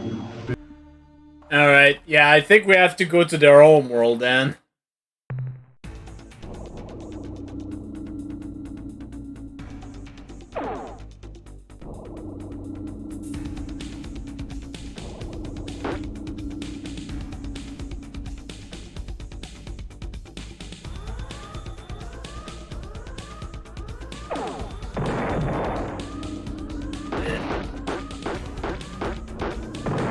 Fuck off!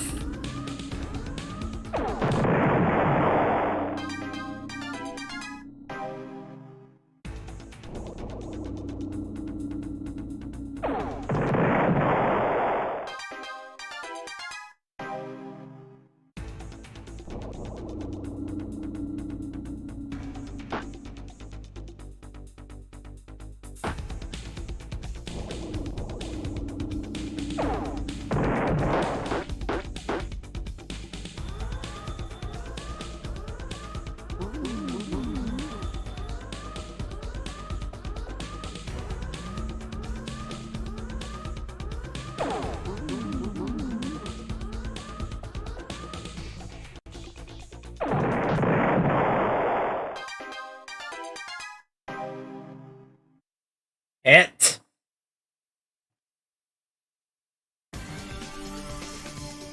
Okay, where was their home world again? I know it's not Beta Braun, but it's close there. Might actually be Epsilon Scorpy.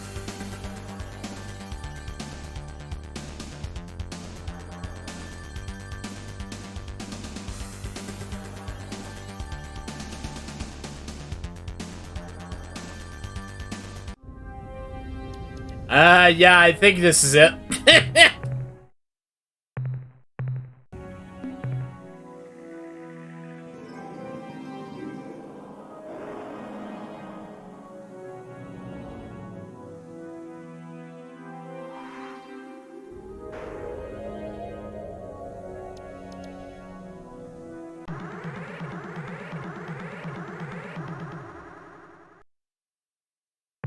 Jufflewup is all, omni-existent, spreading and changing the non into Jufflewup. You are non, who must become Jufflewup or void. We are the agents of Jufflewup. We are the Mycon.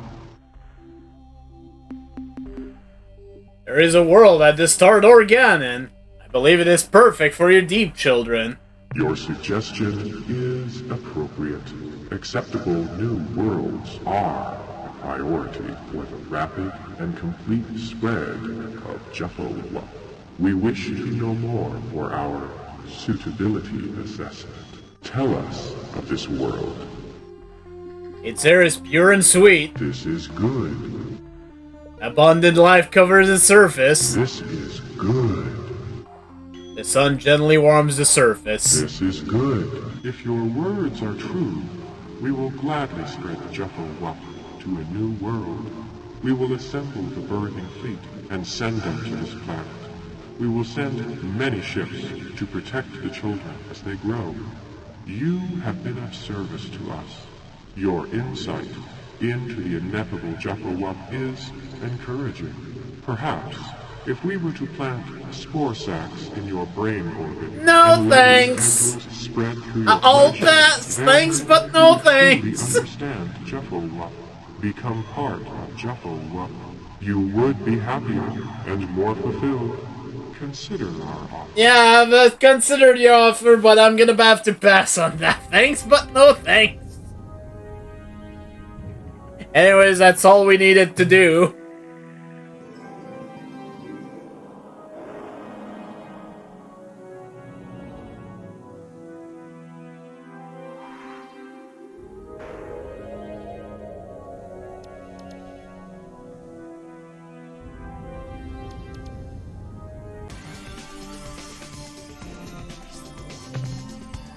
They've already started moving. I don't know what's the condition for us to be able to get here, though. Because, yeah, we definitely need what's on this planet here. I might have to wait until they're way down there. Nope, you do not have to assist. Okay, yeah. Just the fact that we did send them down there. Now there's not an infinite fleet here. So this is actually a fight that's possible. You have returned to our special place? This is not permissible. Leave.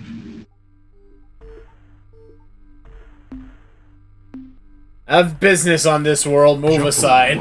Flows through time and space. It cannot be stopped by mere energy blasts. However, you are not part of Juffo-Wup. You can be destroyed by energy blasts. Let us demonstrate. Yeah, sure. Sure.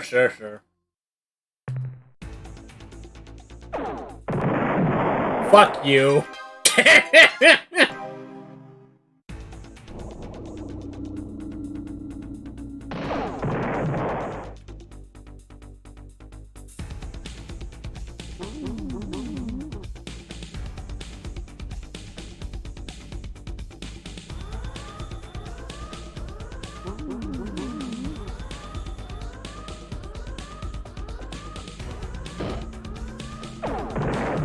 Damn it!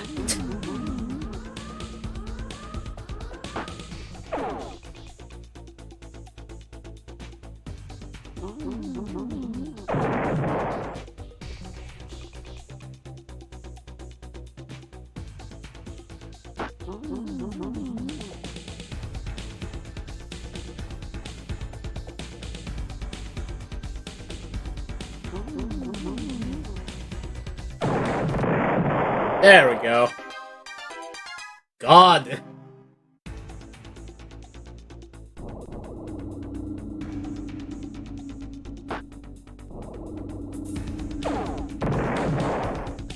No. King Planet.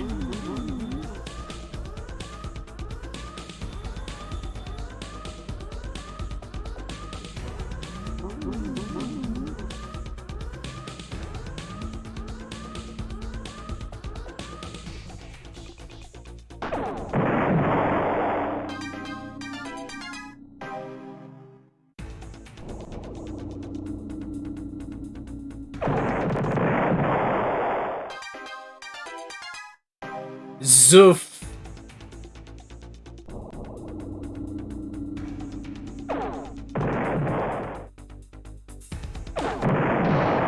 Ah, damn it.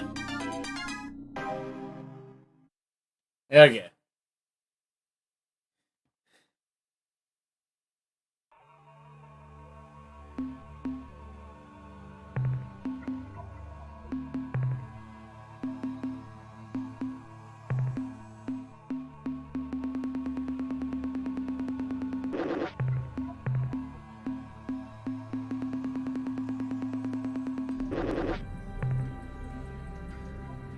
Sorry, Fwifo.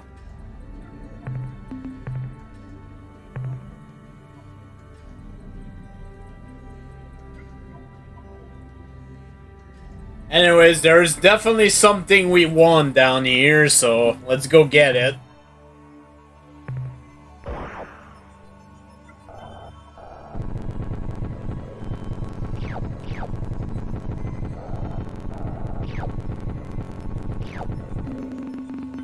Report from surface. Sir, we are experiencing major tectonic shocks. We are... Wait a minute. You seem to have passed. Whew, that was awful. Captain, when we weren't bouncing off the ceiling or being bashed against the lander walls, we were looking for whatever it was that the Mycons were hiding down here. We think we found it. I don't know what to call it. It kind of looks like a cross between a spider and an antenna, but Jivo, the engineer we brought along, says the device was the capacity to has the capacity to radiate incredible amounts of energy in the form of visible light. We have decided not to experiment with the artifact and will bring it aboard right after we explore the immediate vicinity. Okay, Captain. Looks like the shock car is starting up again. We can't take much more of this. Returning to ship. And a report. Oh yeah, we've got yet another artifact. So we'll have to wait a little bit of time, and then we'll be able to go check on the siren again, and we should be able to have our alliance officialized. Now, there is a device for the what was that? The Utwig. That we'd still need to repair. We're still missing one piece of that. Let's fix that in the meantime, shall we? Let's not get attacked by all the Mycons first. Don't mind me. Just gonna go now. Bye.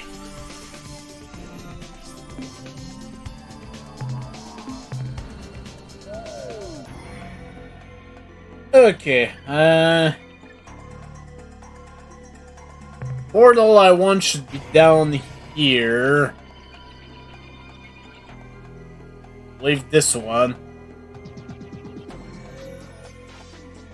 Because, yeah, I want to go back into Tradash space now.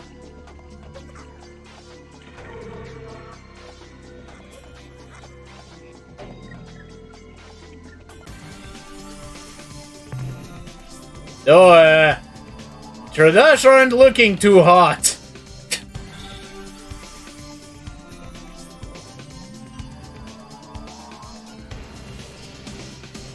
I think it's, Zeta Draconis?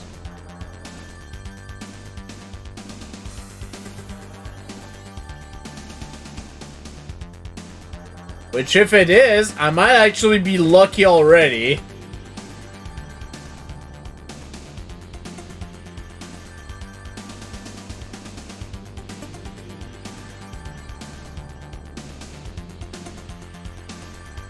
And yeah, the weirdest part is that now the Illrat are gonna show up in this area.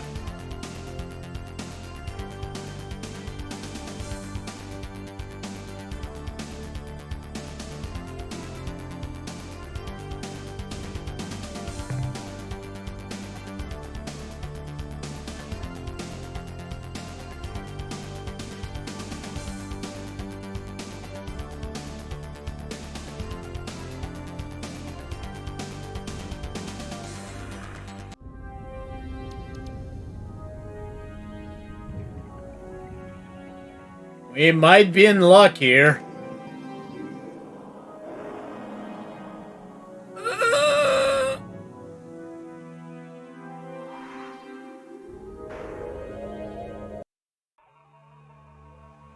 Well, if this is the right place, and I think it is, the Tradash are in trouble, so they can't possibly be here anymore.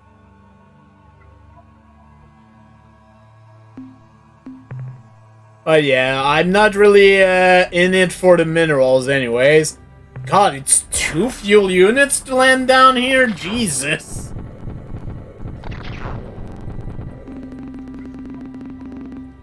Captain, we have discovered some sort of alien shrine here in the surface. The building is immensely old, at least 2,000 years. Inscribed around the perimeter is the cylindrical shrine are innumerable hieroglyphs, which document the history of each of the 90 Tradash cultures. From what we've seen, we've learned that the Tradash have risen to starfaring technology at least 3 separate times, only to nuke themselves back into Stone Age and again. The real surprise, Captain, was what we found inside the shrine. We knew the Tradash kept something down here, but we didn't know what it was until we went inside the shrine. In the exact middle of the structure was a tall dais of white stone. Set atop this dais was an immense aqua gemstone, somehow shaped into a flat twisted ribbon like a DNA helix. The aqua helix emitted incredible light pulses, illuminating the cavernous shrine like a giant strobe light. At least it did. Until Private Hendrix decided to see what would happen if he grabbed the artifact. The helix immediately ceased glowing, and has remained quintessence ever since. Quiet sense. Whatever, that word. We'll bring the aqua helix back aboard the ship for further investigation. So yeah, normally there would be an infinite amount of Tradash here. And unless you found a way to ally yourself with them, you can't land here. Or you send the Illrat. Or you send... While you send them against the Ur-Quan, you snipe the planet. But yeah, the Tradash are dying. Just like Hope. Hope is also dying. Well, let's check our devices here. Rosy Sphere. Aqua Helix. Clear Spindle. With your power combined, we get the perfect Ultron. Which we can do nothing again with. But hey, we know a race that can. Let's go see them.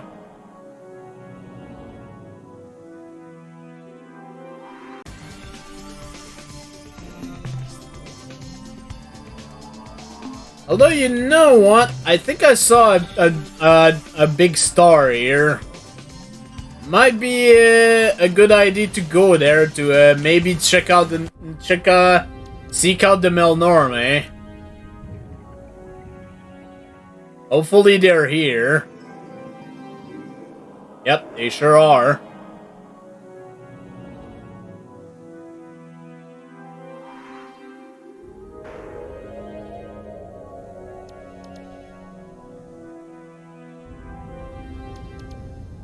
We need fuel, my dude! Look out! Boy, what a close call. Captain, why did you try to run down that Keel Varese vessel? You almost smashed it into flinders. What? You didn't see it? Surely you... Oh, never mind. Now, what can we do for you today? Is that gonna be explained? Nope. What would you? Your ship's log in exchange. What? Fill my tanks, please. It has. It's a good idea to seek out those big stars whenever you're nearby.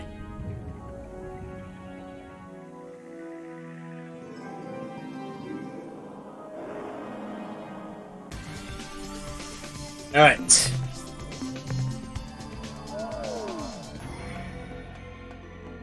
Okay. On this one. We're getting close to having everything we need to beat the game. After dealing with the Utwig, I will probably go back. Where was their home world again? Oh, also the Allrat are also killing themselves. That's another thing.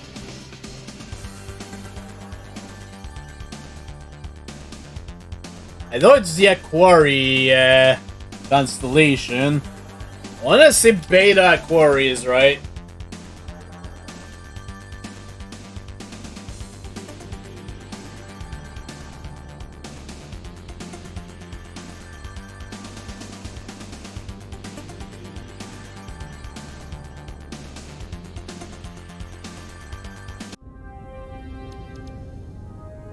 Oh, there it is.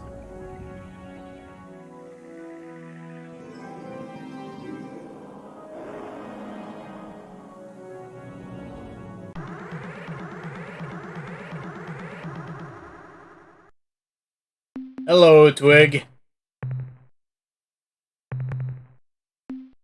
Just go away. Leave us to ponder our grief. You know anything about the enslaving Ur-Quan? We know nothing of this species that you mentioned. However, while we are on the subject of evil and powerful species, we have encountered a particularly gruesome race that seemed to come from the direction of Arcturus. When we hailed them, they responded with mighty weapons that sent our delegation to their deaths. Lucky fools. The aliens' dark, crusty battleships are capable of guiding spinning mines into almost any location.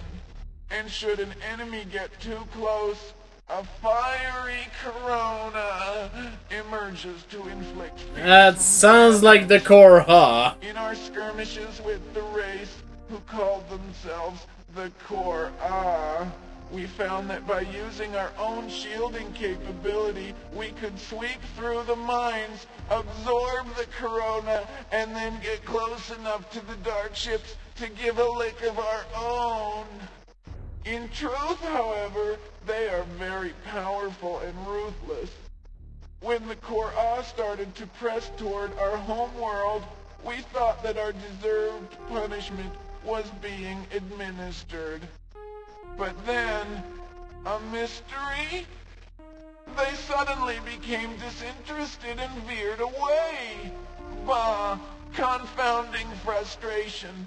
With the Ultron, I could speak knowledgeably on this subject.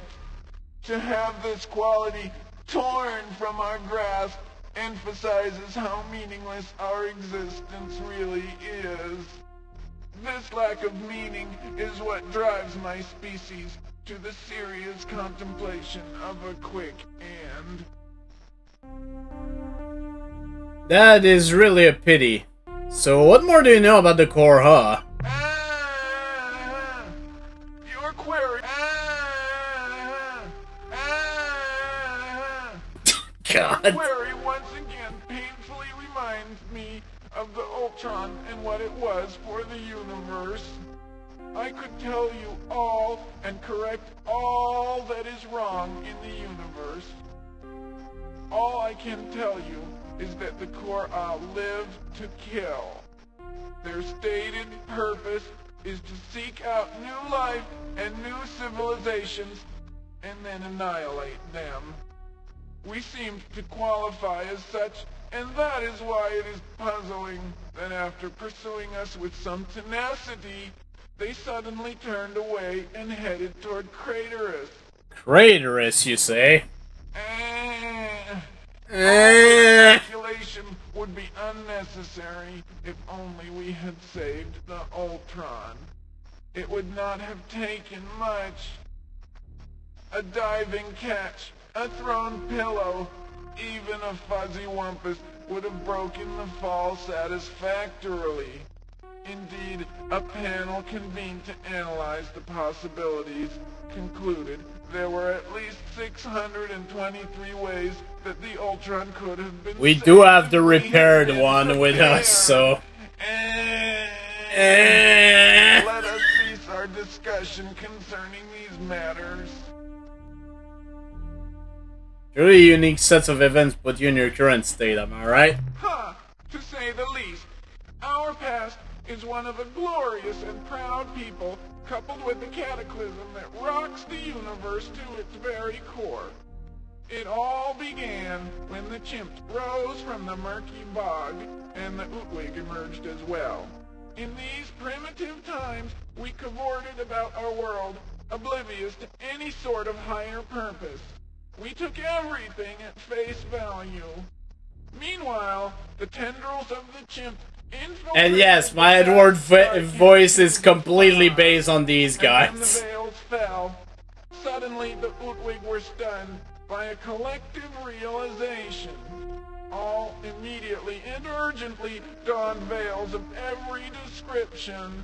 Hides, leaves, shells, rocks, even living growls were donned in the early days. You see, the face is the mechanism that expresses many of the primitive qualities that hinder sentience. Now rid of constant reminders of greed, rage, hatred, and lust, the wisdom of the Utwig was no longer hampered by constant reminders of the primitive urge. Over many generations, mask etiquette was refined to a rock-solid foundation of our society. Sure, the morality riots were expensive, both in lives and infrastructure, but the result was better mask regulation. Specification from your basic mask of grueling but necessary activity to the most highly decorated countenance of stellar representation. These were clearly defined, recognizing the importance of flexibility. Clear-cut and efficient procedures for revision and redesign dealt with the few anomalies. From that moment, when we covered the source of our intellectual oppression, we knew that it was a grand purpose that defined our destiny. Are you still listening? Are you still listening? Are you still listening? Our entire development as a sentient species was coordinated to coincide with the appearance of a remarkable device, the Ur-Quan. We were oblivious to its tragic implications. Wow, absolutely fascinating, but what exactly do you mean by tragic? In order for you to truly understand the situation, you need to know more about the Ur-Quan and its unique capabilities. You see, when the Druze discovered the Ur-Quan, they knew that it was ours. The Druze were compelled by intrinsic universal direction to take it to where it has always belonged. They brought it to us. Oh, the Ur-Quan. It assured total and complete meaning of life for all, the universal. With the Ur-Quan in hand, I could sense not only your motivations and desires, but your purpose. I could act upon these things in ways that would most likely seem mysterious, if not, well, daft.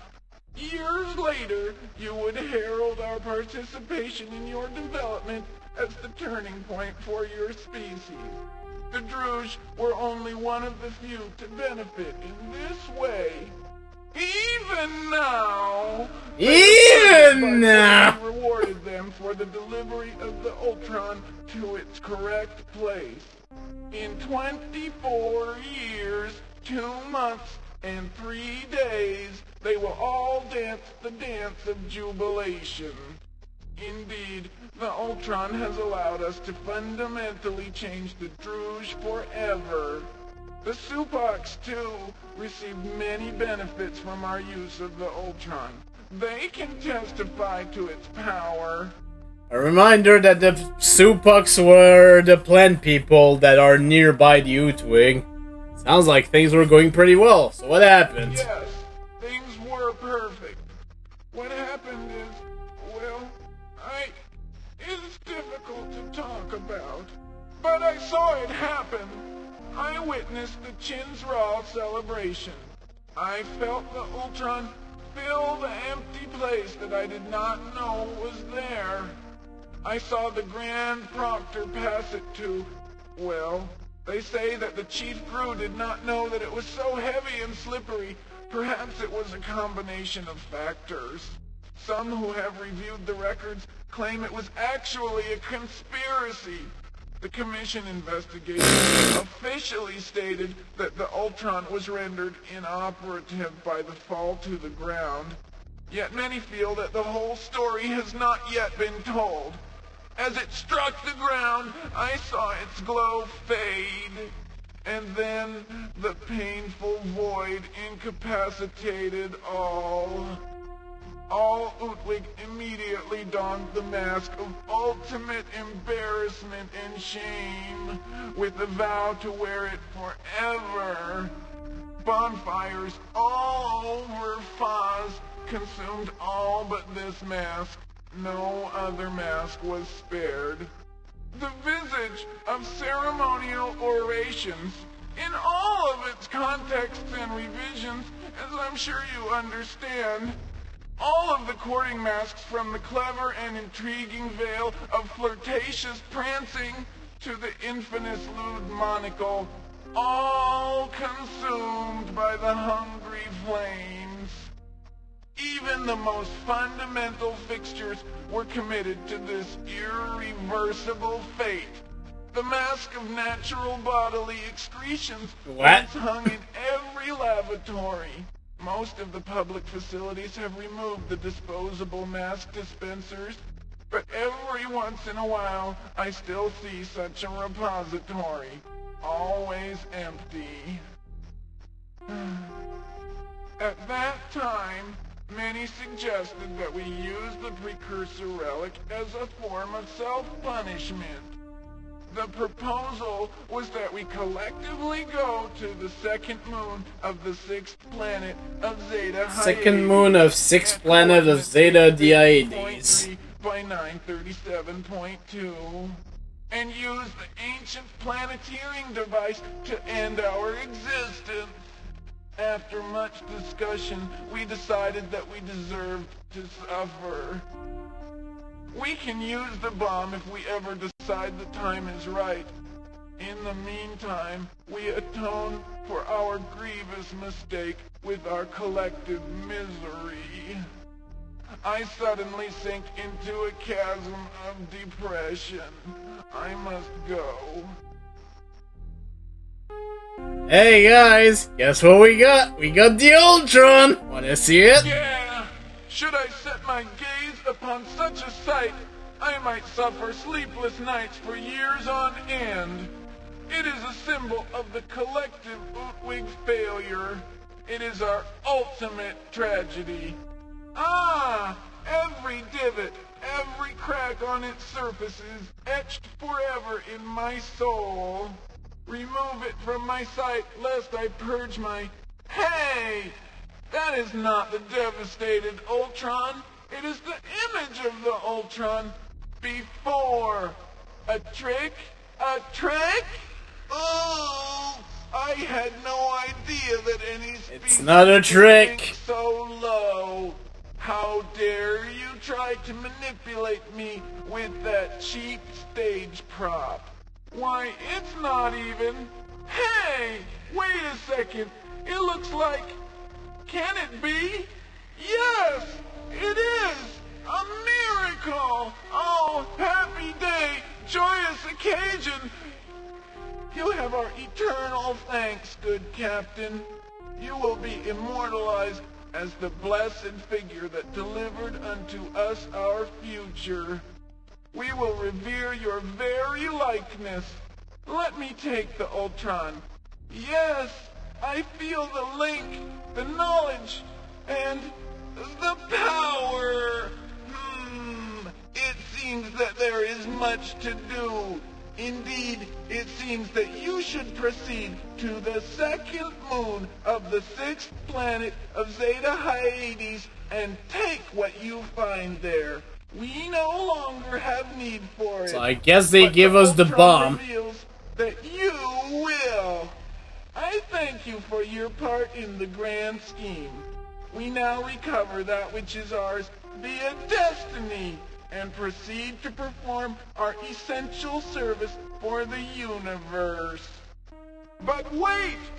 The Ultron throbs and whistles. Matters of significance are being relayed to our brains. It has been so long since we communicated with the Ultimate in such a manner, but slowly the truth is revealed. Our destiny.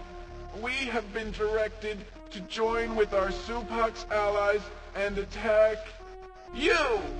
No, What? wait, that's wrong. Okay. Sorry. We attack your enemies. Did someone say Grok thank you, tips Grok, $2 for the Canadian. $2? Wario is happy. Did someone say We power? must strike only the black ships, only the Korra. Now, Captain, we must leave to prepare our battle fleets. Wish us luck. So yeah, by allying with the Supax and the Utwig. Oh, it is the Oh. legendary Earth Captain. A grand celebration is in order. We prepare now for the festivities. Many will bow before you and offer their profuse thanks. Proceed now to our main spaceport and then on to the parade. The 2-week celebration of great thanks will begin. Joy? What? You're too busy?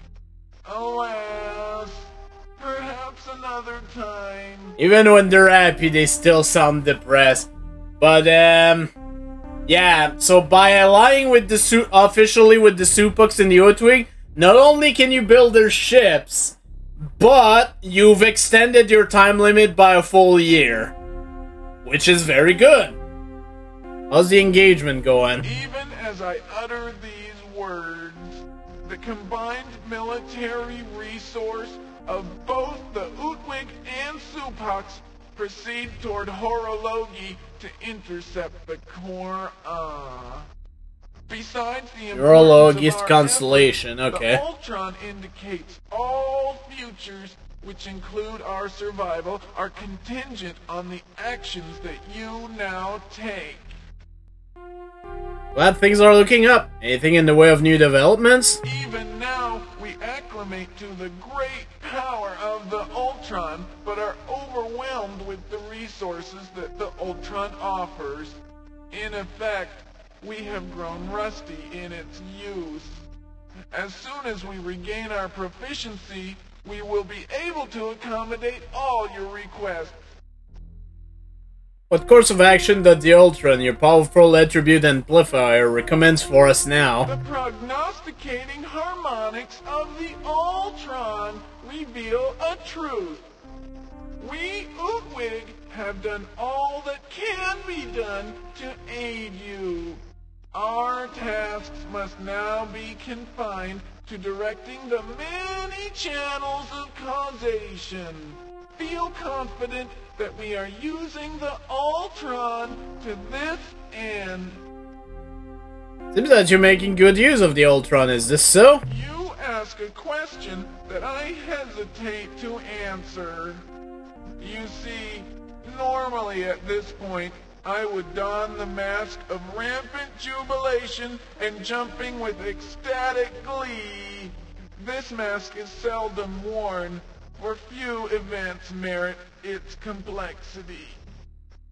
Since I do not currently possess this mask, let me just say that the Ultron is everything it could ever possibly be and more.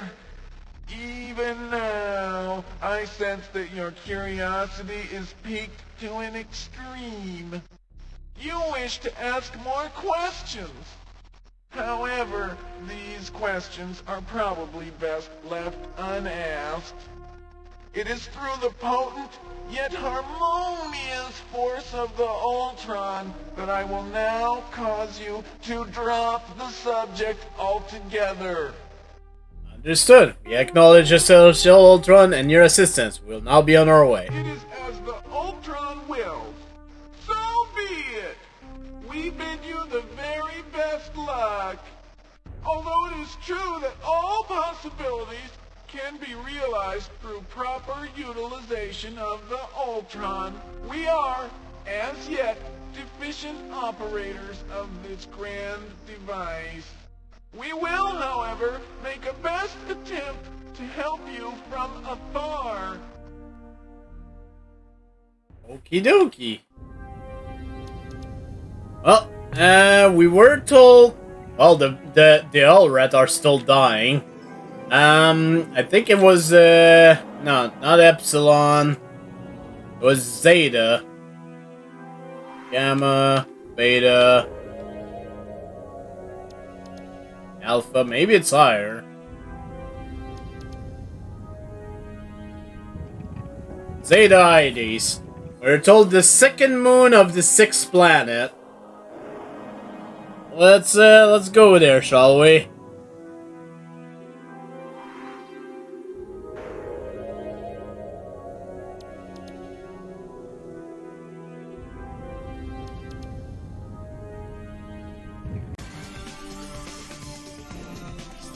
So yeah, we're actually almost ready for the end game.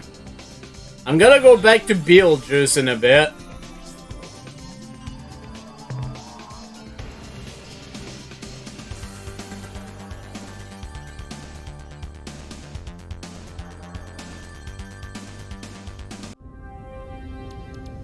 Okay, 6th planet.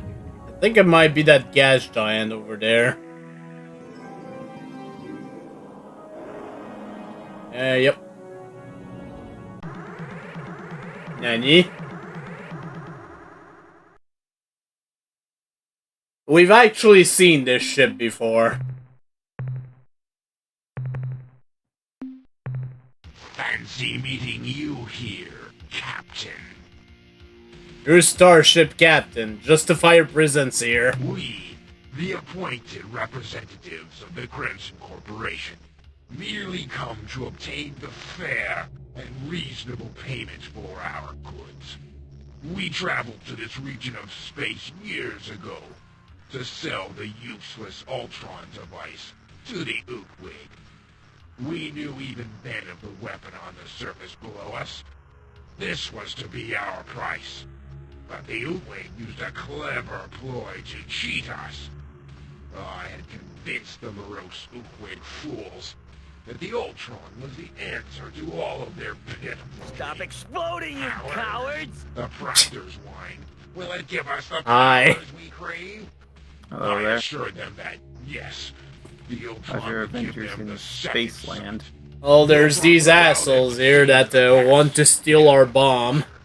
The Ultron would slowly imbue each of them with unique secret powers of great significance. The Ultron would ensure that their race's huge potential for greatness would be fulfilled. Then a mistake was made. Enough foolishness. We will take the precursor device from the surface and then leave. Thereafter, I may see fit to bequeath the entire planet to you, Captain, for your invaluable services in the past. Provided. Yeah, about that. This is my bomb. The precursor artifact does not belong to you. It's rightfully ours. Stand aside. Liar! It is we who are the genuine owners, not you, Captain. Those many years ago, when we offered the Ultron to the Ur-Quan, how they capered and laughed at their good fortune. Fools. Then they begged to hold the device, just for a moment. To close the deal, I permitted this. A grievous mistake. The moment the High Proctor touched the Ultron, her body arched and her eyes rolled back in her head. She began to babble. Mama, is that you? And howl like a beast. We had expected the Ur-Quan to fall for our sell, to buy the useless device, but never with such gusto. Their self-doubt and lack of clear reason left them vulnerable to our every manipulation. But then, the Proctor's body relaxed, and her eyes slowly closed. When they reopened, Her visual orbs shone with a wild and frightening light. This is all we could have dreamed of, and more, she intoned. and now, Drew, as to your price. I opened my mouth to speak, but before I could utter a word, the proctor interrupted. Wait! The Ultron feeds your thoughts directly to me. Do not speak. I know that you desire. What could I say? That the Ultron was a farce and could do no such thing? I was stunned and silent. The proctor continued. You Druze of the Crimson Corporation desire an object of great antiquity, something of secret function and value. Very well, it shall be done. And with that, we were led to a small vault. The proctor ceremoniously opened the door of the vault and explained that because we had been of such great service, all of the treasures within were now ours. Inside we found a hodgepodge of ancient and useless artifacts, a glowing rod, an absurd trident, and more such junk. I could see no way to salvage the disastrous situation at that time. But when I heard of you, your travels, and your foolish quest for freedom, I realized that you could be the agent of our justice. And lo, it is so. You have heard our justification. It is valid and unassailable. Now go, and do not return. No, fuck you. That bomb is mine. Regardless of your feeling in this matter, we'll not take the device. No, you will not. Shoot them. We know your soul. That's the idea. It is no brighter than ours. We acknowledge our greed. We revel in it. You are the dishonest one, hiding your shame in shadows. You fabricate justifications, rationales. In the end, we are just the same.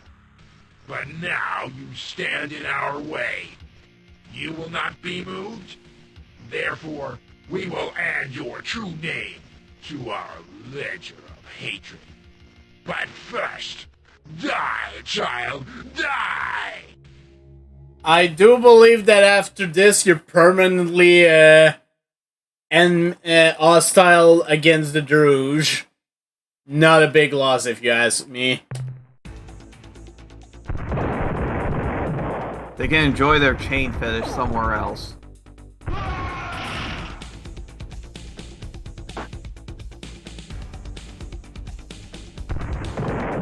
God damn, I hate this fighting these things, though. Also, they use their own crew as fuel. Yep.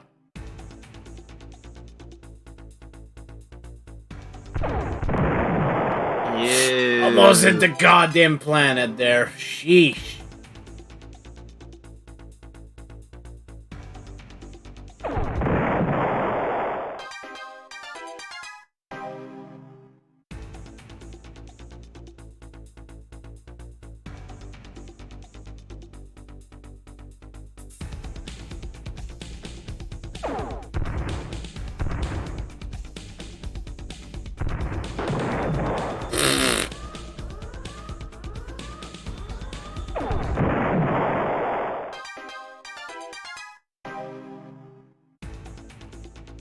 There were 5 ships, so, you know.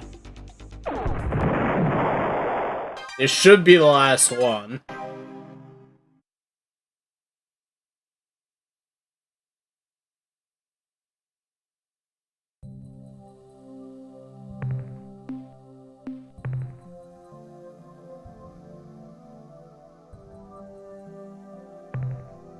Yeah, let's go get our bomb. Report from surface. We found a huge precursor device on the planet's surface, a giant black cylinder set with a simple defensive grid. We have already neutralized the grid. Well, actually, Jenkins just drove through it by accident, but it seemed to work.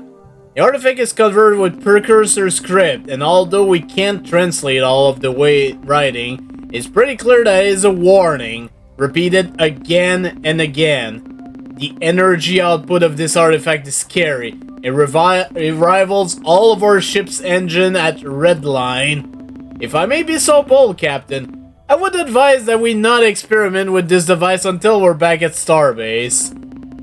We shall now return to the ship, with the black cylinder device carefully stored in the cargo area. And the report. Oh no. So, yeah, do not use this thing! That's an instant game over! So it's pretty much it's like the Omega-3 from, only worse. But the thing is, we do need it, but don't use it. Let's demo it, shall we?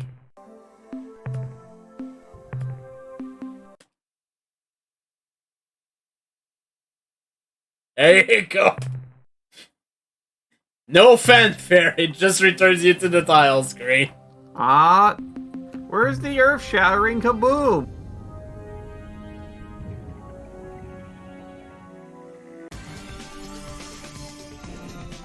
Oh, we'll get to see it at the end of the game. Because, yeah, this is one of the items we need to beat the game.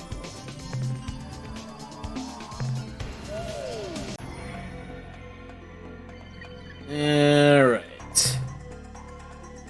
Never remember which one that is. Right, it's that one.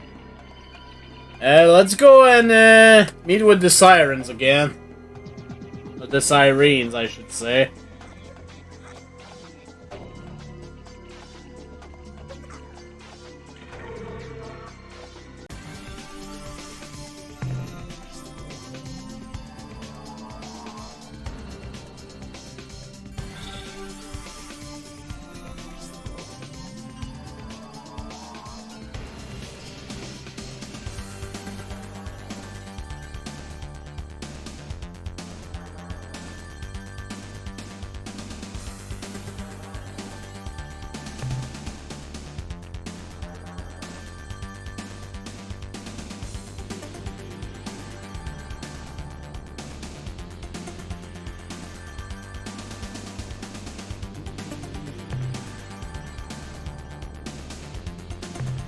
Also, yeah, as you can see up there, the Utwig and the soup box are down there.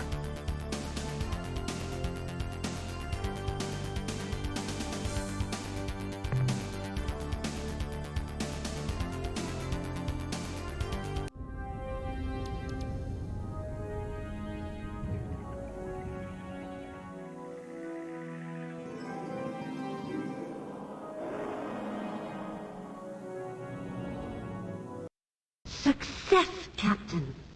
The Mycon's fleet is in shambles. Justice is ours. We have revenged ourselves against the heinous Mycons. They fell for our trap so completely. When they approached Organon 1, we were hiding behind its moon. As they approached, their ships broke combat formation in preparation for their hideous implanting ceremony. We waited until they were fully dispersed around the planet. Then we attacked. The standard Mycon tactic would have been to speed out of orbit using a gravity whip maneuver, but the pod ships refused to abandon their slow-moving, deep children's spore pods. They remained in the gravity whip, and we sliced them to ribbons. Fuck you, They must have Mycons. lost a dozen ships to their own stupidity, running into their own plasmoids. The rest? Well, we took care of most of them, in our own special way. And Captain, now that we have taken our revenge on the Mycon, we give you our starship officers and penetrator designs so that you can add our ships to your fleet. So what happens to you now? I expect I'm going to be pretty busy for the next few months, overseeing repairs to our fleet of penetrator starships and preparing some kind of defensive system for this starbase.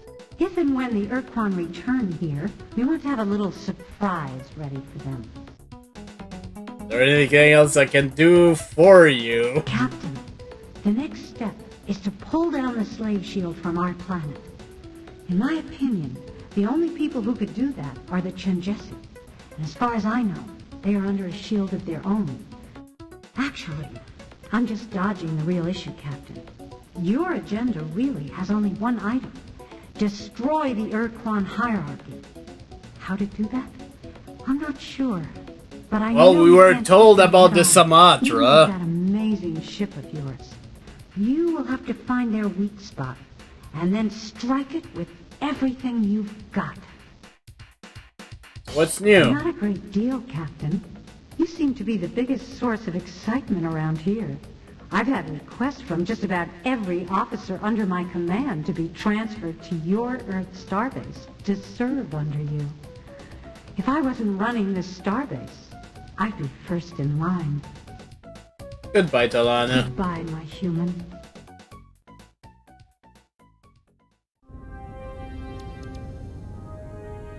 So yeah, we've allied with the Siren now.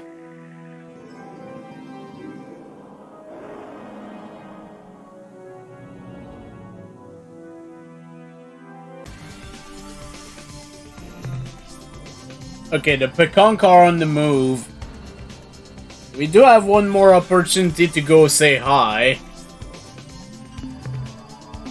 And let's use the quasi-portal.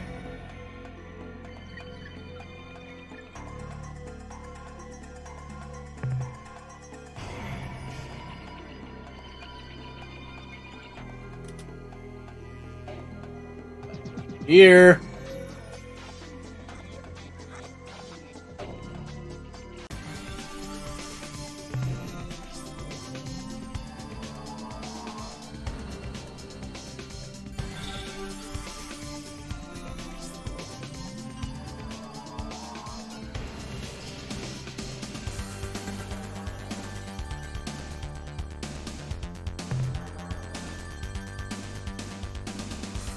Okay, there we go. We have set out to return home. Home to our loving but misguided brothers and sisters. Please, do not try to stop us this time. We are firm in our resolve. No, this time I'm not, They've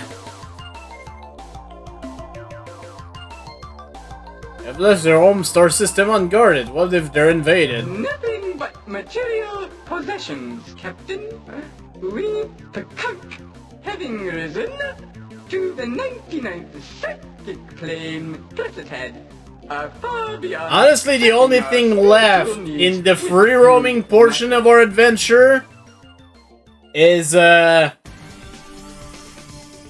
just waking up the Shinjesu. But before we do that, go back to Seoul.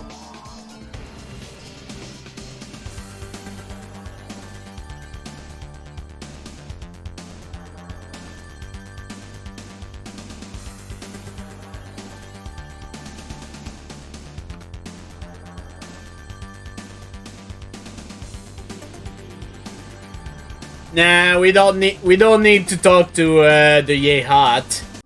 They're currently in the middle of a civil war anyways. Let's not disturb them any further.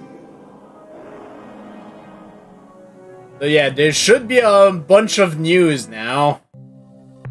Welcome back, Captain. Before we proceed, I wanted you to know, a race of plant creatures called the Supocs have arrived in your absence, Captain. They offered use of their ship designs and will supply you as many starship captains as we require.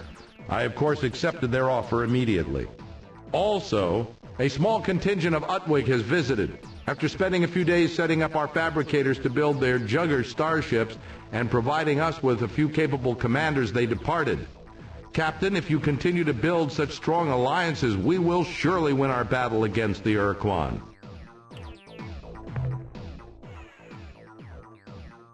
The more minerals you bring us, Captain, the faster we'll be able to tackle the Ur-Quan.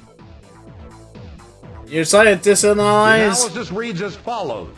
Subject, Utwig bomb device. Data, analysis has yielded little information about this device, largely because of our technicians' unwillingness to open it or even remove the bomb from your ship. That aside, here's what we know so far. The device is correctly defined as a bomb, one of enormous destructive potential, but it's not of Utwig origin. Nothing about it relates to the technology we see in the Jugger ship. We believe it to be of late precursor origin, though it somewhat resembles certain Chenjesu technology. Its original function? Probably a planeteering tool for dispersing unwanted moons. Summary? Unless there's a strong reason to do otherwise, do not activate this device. Leave it alone. Any That's a good experimentation hint. should be conducted at least 12 astronomical units from this starbase, and preferably a bit further. The next entry I in the already analysis did. is It's an instant subject, game over. Sun device. Data, the unit contains a power generator whose output magnitude is simply mind-croggling. When activated, the device radiates energy equivalent to less than 1/100th of 1% of our sun. However, when placed close to a planet, perhaps in orbit, its output would rival Sol's. Summary? Another precursor tool, the energy output of which can replace or augment a sun's radiance. That's the end of our scientist's report. So yeah, we actually did need Goodbye, that to do the last thing we need to do here.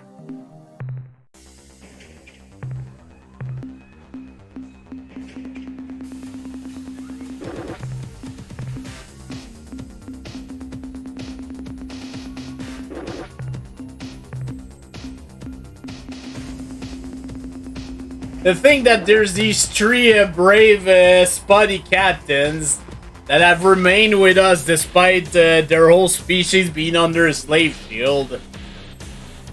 From their own volition, keep in mind, but still.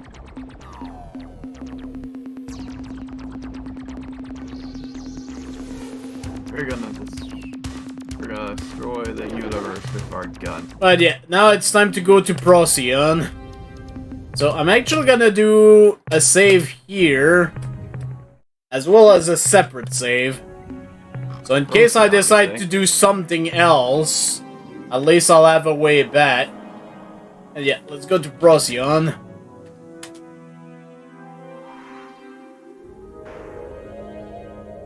And let's go see the Chenjesu and the Murnaher again.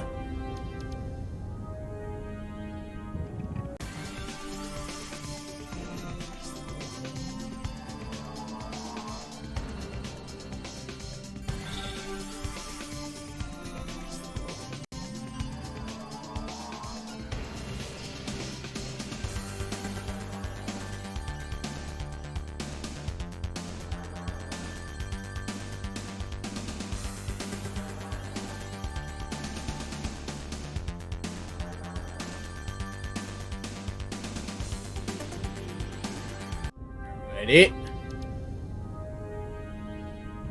Get ready.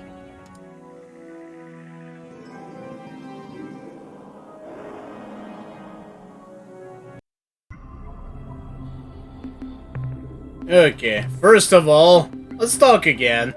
Once more you interfere with the process. Why? I need Our advice. wisdom is available. Detail your need.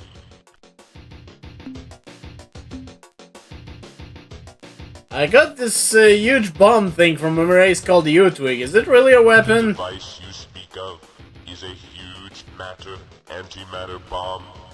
If you had activated it, the weapon would have annihilated your ship and everything else within 500 kilometers.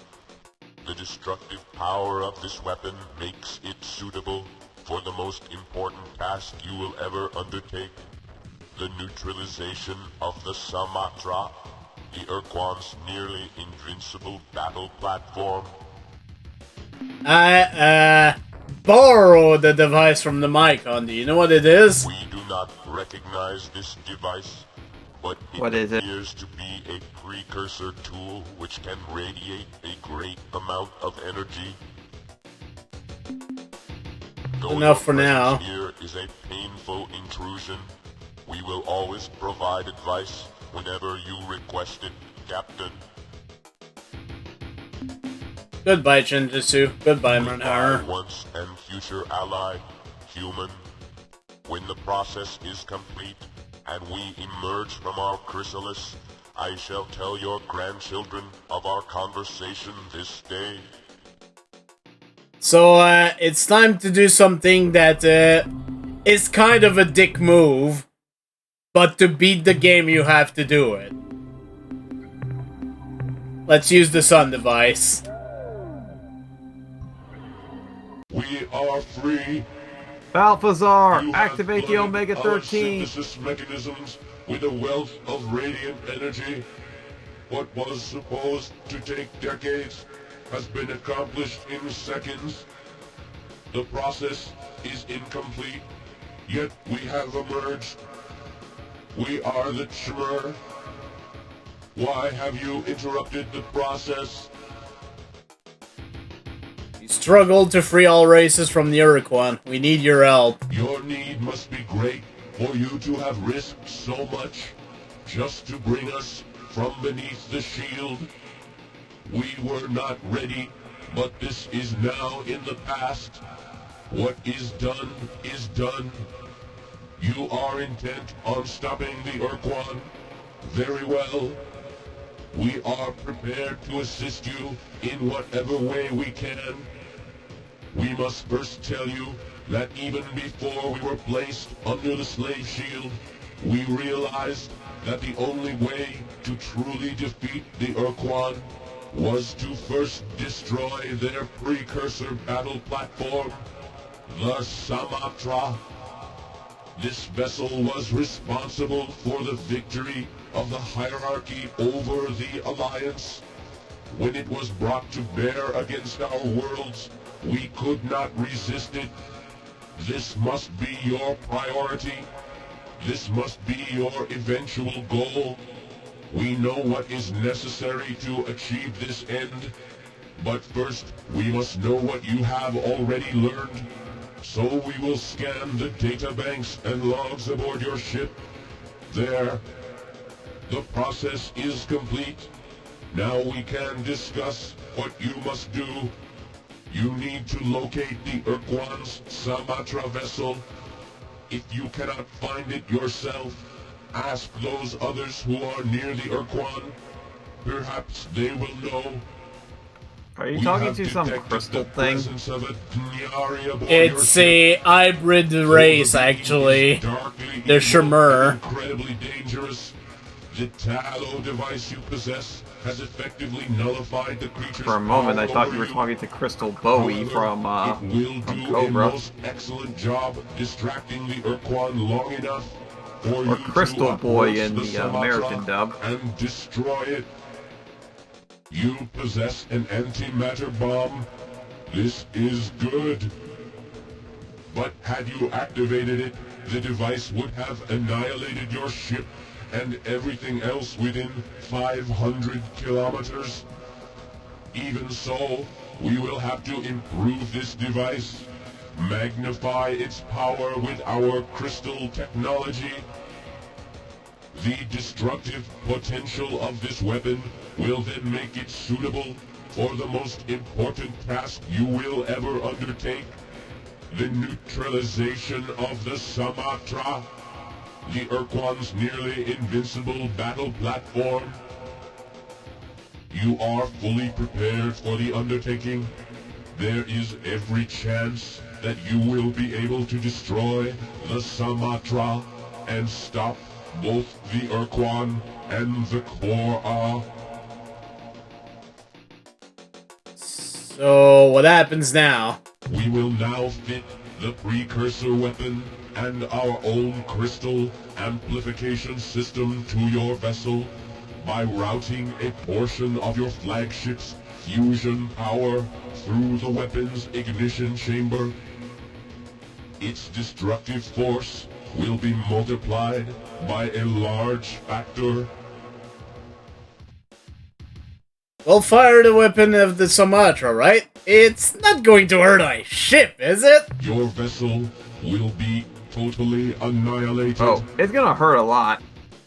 Oh gee, that's bad. I don't suppose there's anything we can do to change that, is there? No. No. Very direct. Can you provide us with any other assistance? Because your flagship will be substantially weakened by our modifications, You may require. Don't worry, we'll just use the bomb on them. They'll go. My bombs! It's not as easy as that. Trust me. To detonate the weapon.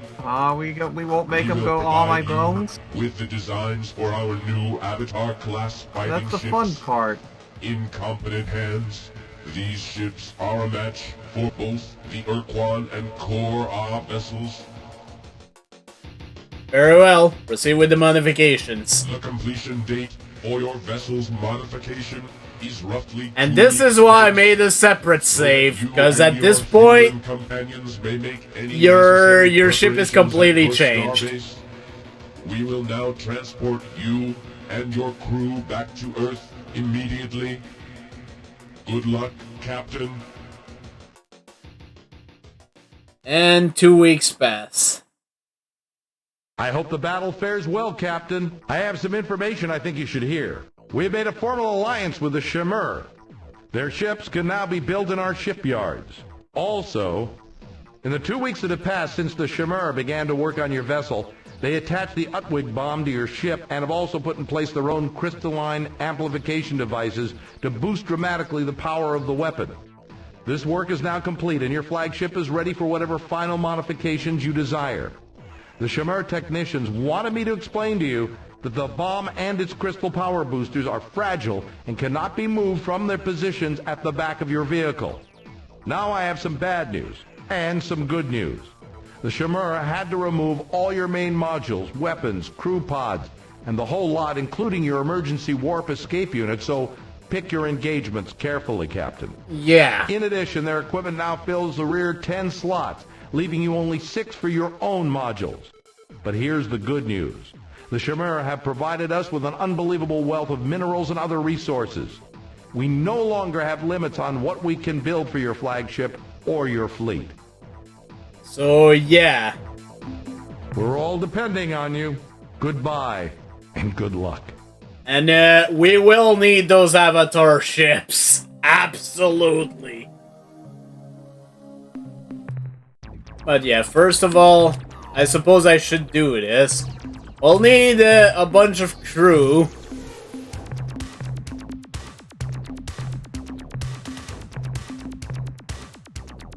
So yeah, this ship can no longer be used to attack.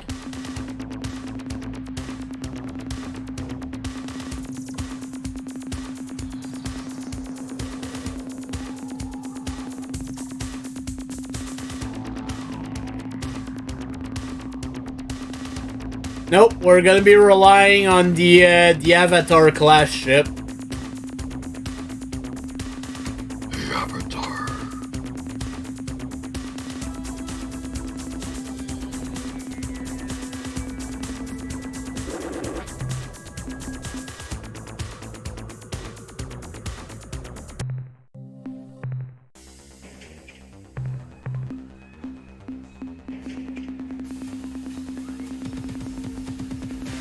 So yeah, other than the Pekong Furies and Fwifo, I'm gonna be getting rid of all the other ships and replacing them by Avatar ships.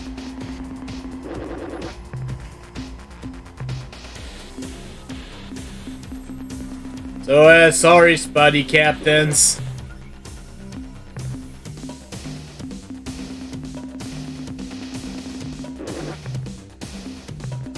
I'll get rid of one of the Furies. I'll be getting more later anyways.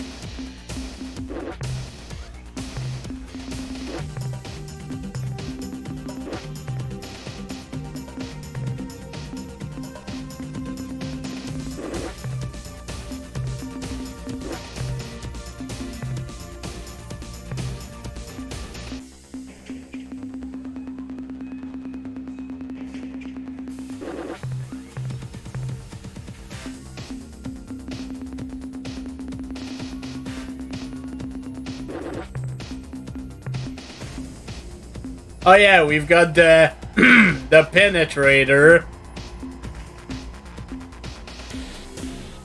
There's a lot of types of ship we can make now. Unfortunately, no longer the spotty ship, but you know.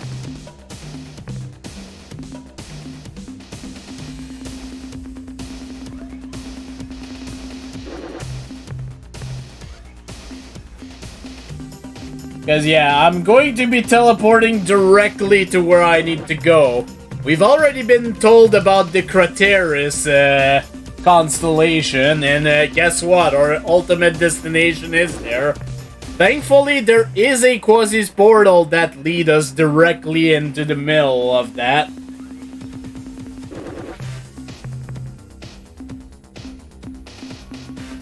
I find it a bit silly, though, that it shows the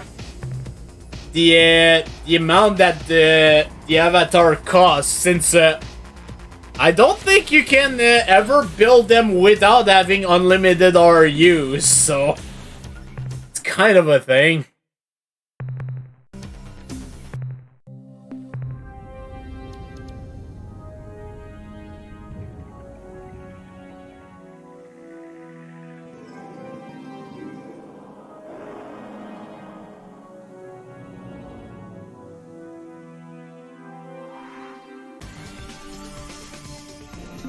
Thankfully, we can still use the Quasi portal.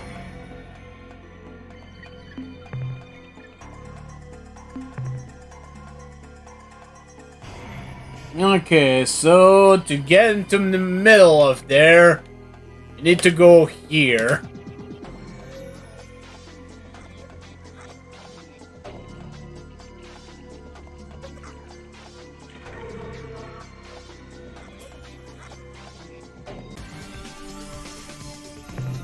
So yeah, we're completely in the middle there. And I'm pretty sure it's the middle of the Craterist. So let's go there.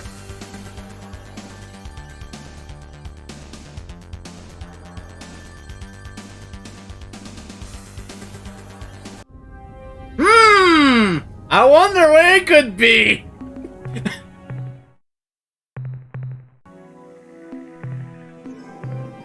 Let's talk to the talking pet. I sense the presence of my ancient slaves. It is time, Captain. What now, Diniari? Gee, I don't know. Let's just sit here and talk a while and ignore those thousands of dreadnoughts that are gonna cream us in a few seconds. Employ your power, confuse the Ur-Quan. Okay, now, whatever you do, once I've started, don't leave the star system. We've only got one chance at this. Let's make it good. Here I go.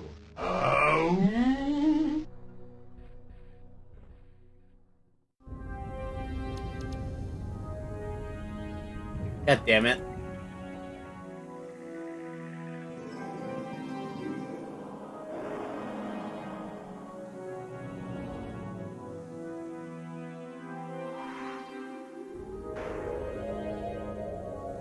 So yeah, here it is. This is the final encounter, and it's in 2 parts. I'm gonna do an alternate save, just to be safe. Battle. There is something wrong here. Something which makes my sheath retract and my talons ooze. I sense the ugliness of 1,000 evil thoughts. And I have located the source of these fetid emanations. They come from aboard your vessel. Foolish renegade human, why have you come here? All that you have found is your inevitable punishment. You may not approach the ancient Sumatra, the symbol of Ur-Quan dominance. Your presence here is further violation of the slave laws, which your species have already violated so flagrantly. We cannot tolerate such insubordination. Your species' penalty shall be annihilation. So yeah, you have to fight three dreadnoughts and 3 Korha ship. Hopefully, you're good enough with the Avatar, because you pretty much have to learn about this ship on the fly.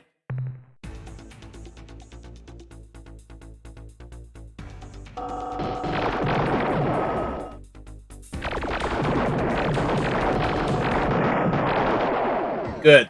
That's already a good fucking start.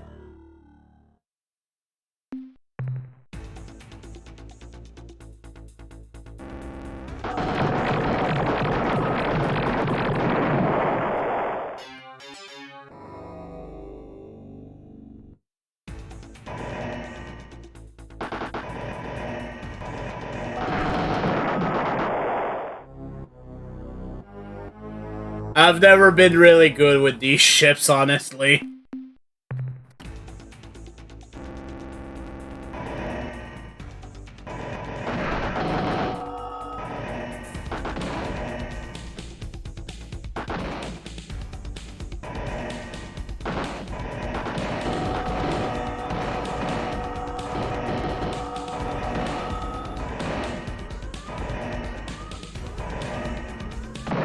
God damn it.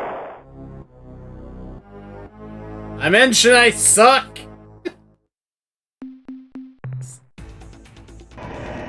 Your group is being destroyed.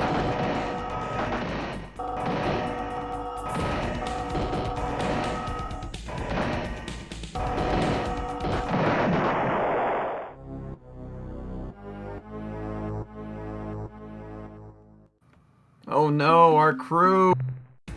It's fine! This is pretty much planned at this point. Stop exploding, you cowards!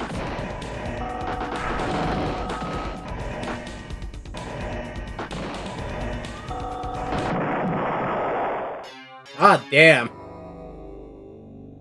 I'm gonna be fine! I'll be honest, I'm just looking at that the fighter craft that your guys. Fucking hell! Oh, they kill. Smoking ya.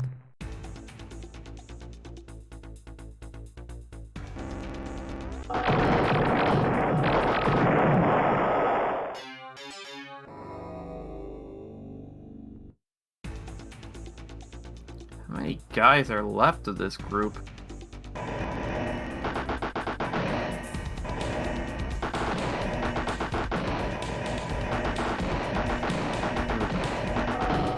I just noticed that ship is firing ninja stars. Yep. Sure is. We are space ninjas! Oh god, you're losing ships. It's fine! I know! Stop exploding, you cowards!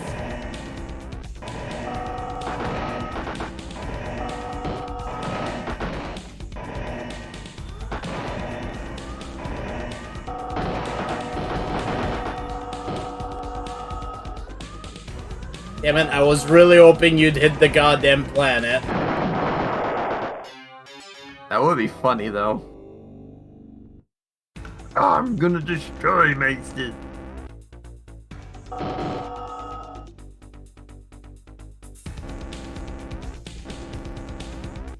Funny enough, since you like games like this, I found a game that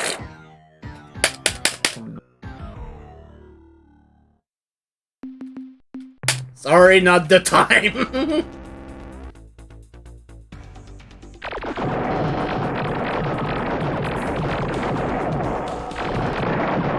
Fucking hell!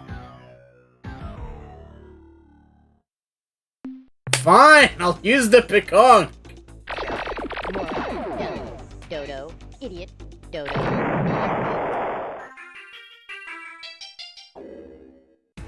Twit, dumb. Yes! Worm, dodo, moron, idiot, baby, twit, dodo, win, loser. Ah, shit.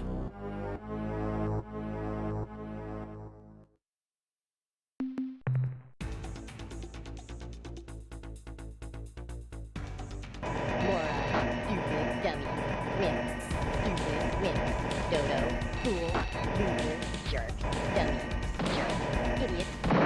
Oh, fuck off. I I can't control this.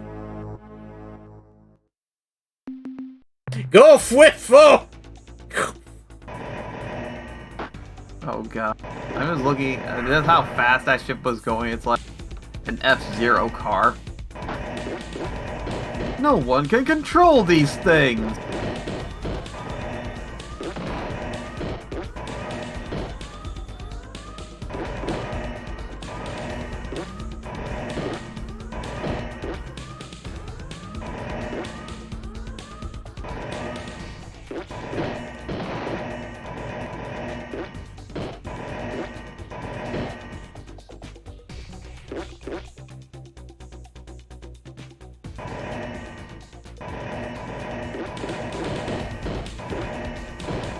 Go, Fwifo! Do it! Yeah!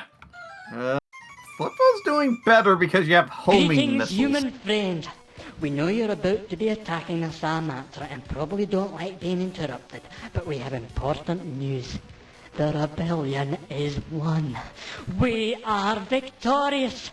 We have pulled the Veep Neep Harpy Queen and her cronies from the high perch, and better yet, we have found a new queen. A queen who will unite the clans in peace and harmony as never before. You will never guess who it is, Captain. A Pikunk! Yes, it is true! They survived their absorption into our culture and are now providing us with insights into ourselves we never dreamed of. We only thought So yeah, the Yehat's new queen is actually a Pikunk. Fooling ourselves. Our new queen's name I like is that you are now doing that, guys, and congratulations for you. Help us!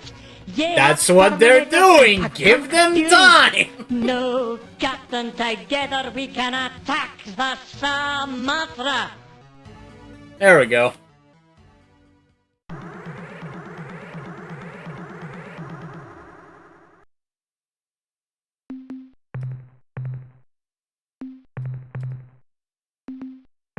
Okay, human. You made it past Sumatra's guards, and now you can attack the vessel itself. So listen closely. The Sumatra is protected by a thick shell of fused asteroids, reinforced with a weak stasis field. You'll never break through that. The only opening through the asteroid shield is covered with a powerful force screen. One touch of that screen, you're history, Captain. To destroy the Sumatra, you'll have to destroy the shield generators embedded in the asteroid shell. To drop the force screen, you'll have to destroy all 8 of them. When the screen is down, bring in your flagship, move into the asteroid shell, and then press the big red button on your controls. So yeah, this is the actual final battle now. It is completely different from everything else you've done so far. Okay, human, this is it. The last battle. And weirdly enough, the Pikong Fury is probably the best ship to do I'm this. not going with you, Captain. I'm staying on board. Why, you ask? Because I'm locked in here, you idiot! Get me out! Help! Help! Yeah, you can stay in the ship, Dinyari.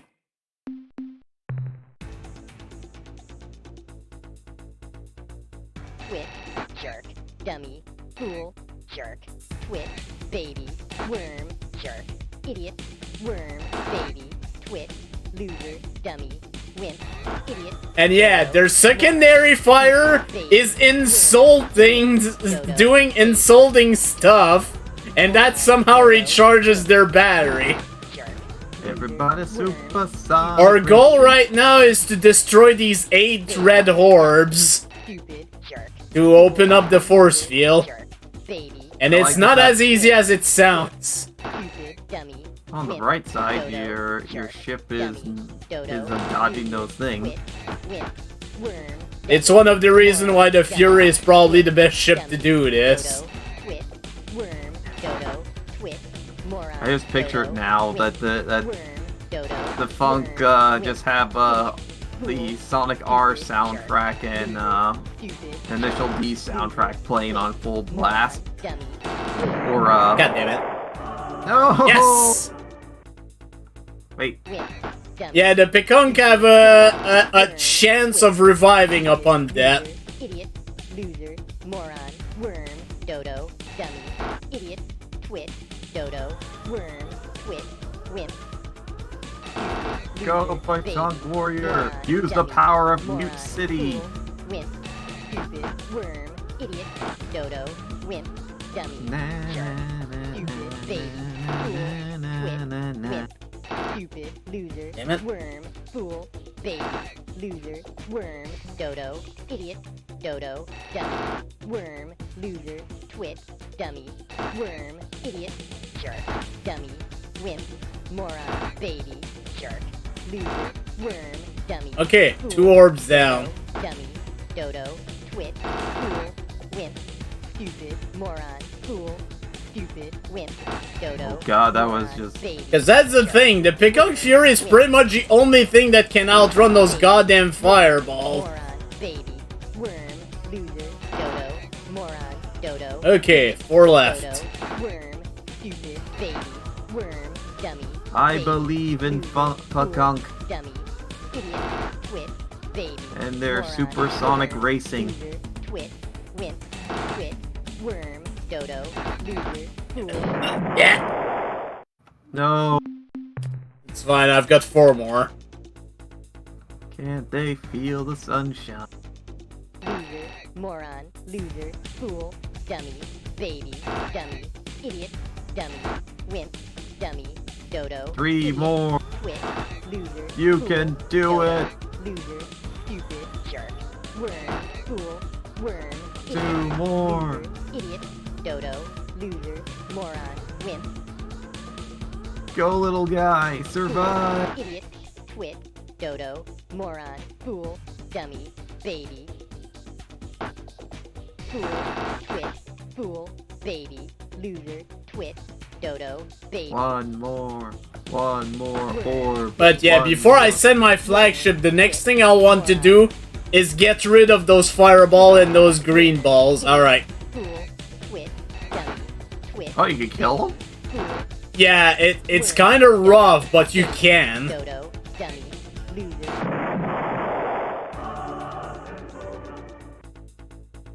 Wimp, stupid, fool, baby, stupid, fool, dummy. And the thing is, once all the red orbs are gone, they can't actually respawn anything. Wimp, worm, idiot, moron. God damn it.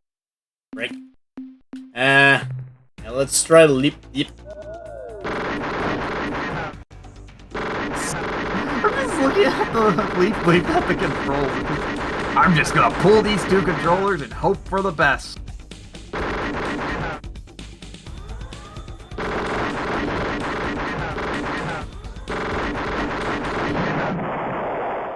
No. Leap.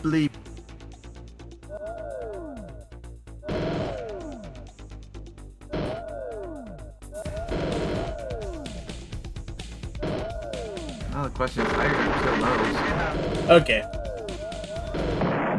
Damn it.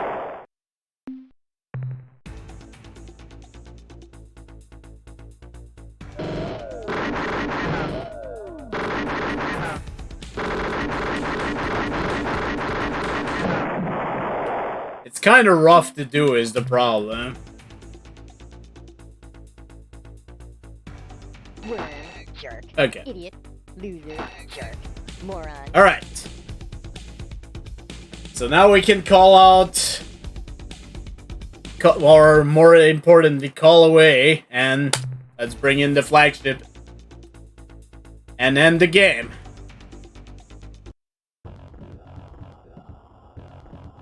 Hello there. How do you like a bomb in your head?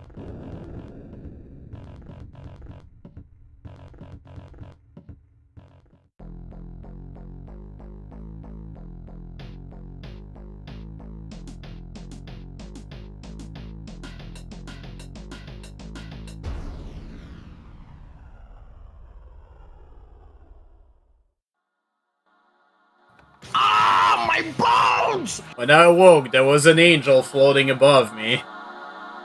I knew I was dead.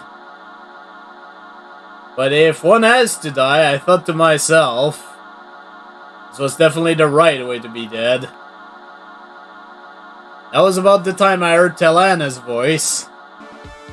Tell me to stop battling and listen for a moment. She told me that the escape pod had almost been torn in half. I'd been unconscious for over 3 weeks. My crew and I had succeeded in our mission.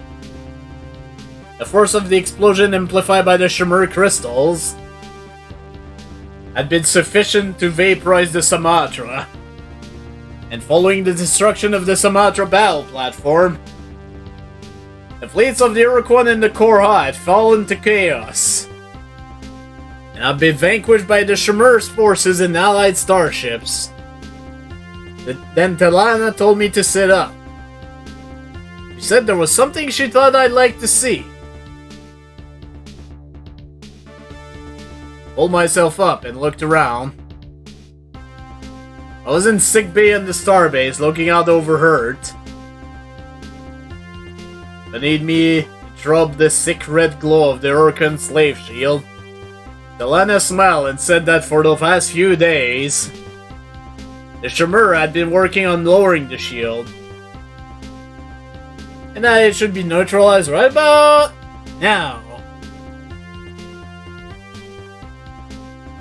With a flare of incandescent light, the slave shield vanished. And for the first time in my life, I saw the true colors of Earth. Remember, it was born on Unzerwald in the Vega system. Blues and greens in 1,000 different shades. As we watched, we could see the first sign of ships coming up from Earth. They lifted from the planet's surface to join us in space. The destiny of mankind had been delayed for over 20 years. But now our world was free and nothing could stop us. I stayed in the hospital for almost a month. But that day I watched the shield fall and beautiful Talana stood at my side. I'll never forget that day, not for the rest of my life. My grandpa, what happened? Yeah, how did you get home? How long did it take before you and Grandma finally got married? Oh, we intended to come right home. We got a little sidetracked. Talana and I didn't make it back here to Unzerwald until almost 5 years later. Oh, grandfather, what happened? Where did you go? How did you find the Mark II? That, my children, is an entirely different story. That is for another story. Time for the epilogue.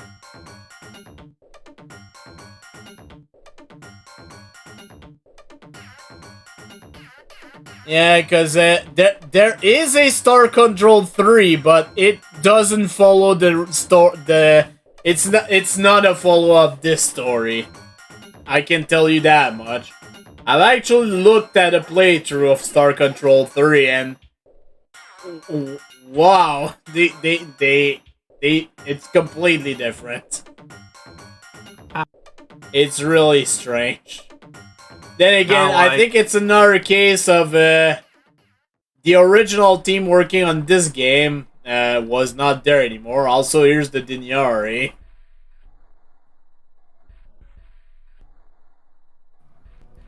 So in short, it was like what happened with Empire Earth. The first game is good. The second game is bad. Don't play the third! Unless you want to nuke your computer. Yeah, it's as far as I know, it's a case of corporate meddling. Yeah. Happy campers are the best. It is happy. I'm getting sick of this stupid dialogue. Who wrote this stuff? A 5-year-old? I'll try it again. Happy campers are best. It is good to smell you again. I haven't really found out what the deal was with the oars, but anyways. Hi, Utwig.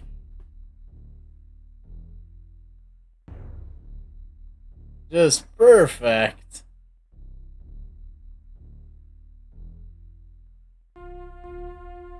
Appropriate facial appliances.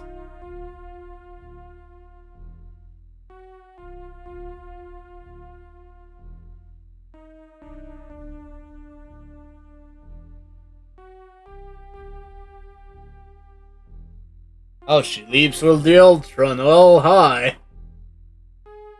And they broke it again.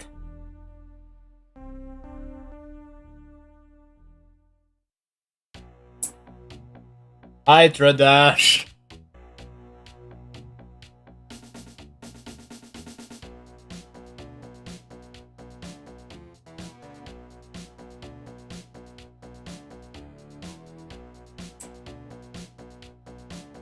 I kinda wish I had shown more of the Tradash, because you can actually create a they're currently at the Culture 19, but you totally can create a Culture 20. And you can actually ally with said Culture 20 if you do something. Hi, Supucks. I want some real food. Like a hamburger or steak, or better yet. What do you think?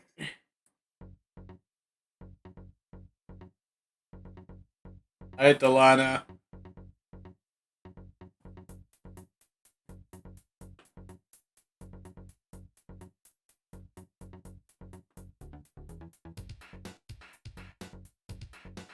I know that apparently the,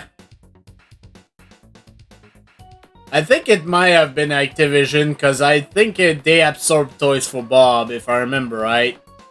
I don't know if that was the case back in the 90s, but anyways. Yeah, it wasn't until the, like the early 2000s that they absorbed them.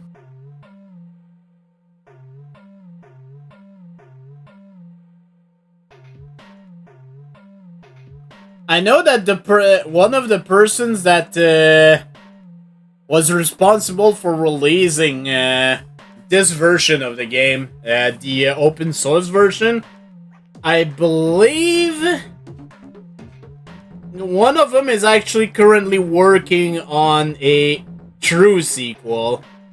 I'm trying to get some rest. Lucky if I don't have an heart attack soon. I have no idea where to personally replenish an entire species.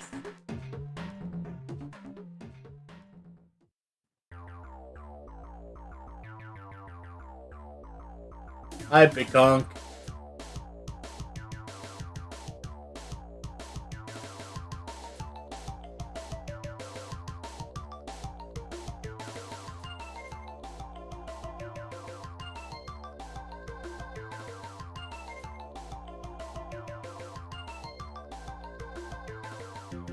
I wouldn't trust that number. I don't think it's a real number.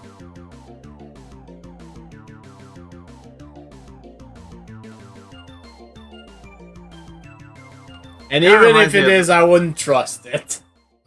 Great. Now I just pictured those 1855 numbers back in the day, in the 80s. And a lot of them were just, you know, call this number and talk with these people and you get a free toy. And now it leads to, let's just say Opie bait. If you know what I mean, Pan. I know.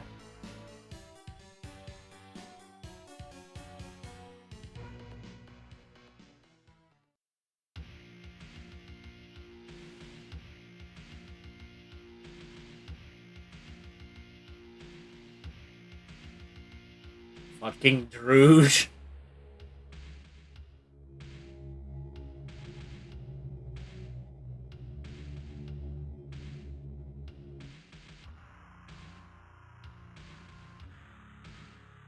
It's going to be all about me.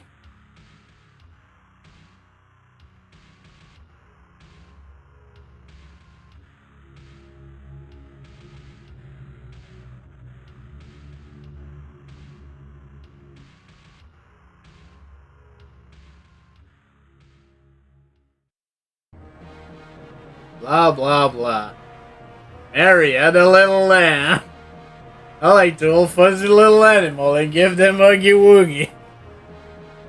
You're probably wondering why an Ur-Quan is saying such stupid things. Well, he isn't saying them. I am. That's right. Me. The little guy down in the corner. Since I've been stuck down here for the entire game. Translating submit or die in about 100 different languages. I just thought I'd take this opportunity to express my feelings. I want to know what I think. I think this whole game would have been better. They'd done it as a musical. I don't know about that.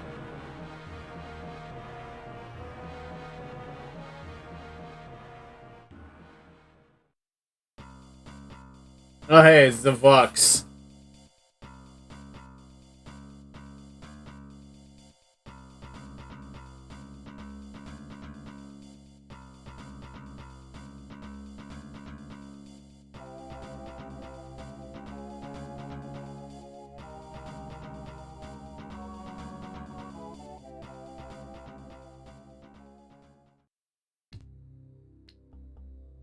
Hello, Cora. I mean, one fox was eaten, not all of them. You will be annihilated. Cut.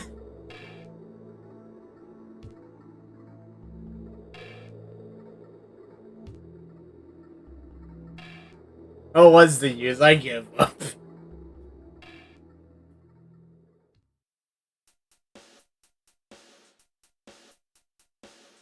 Ripiarilu over here.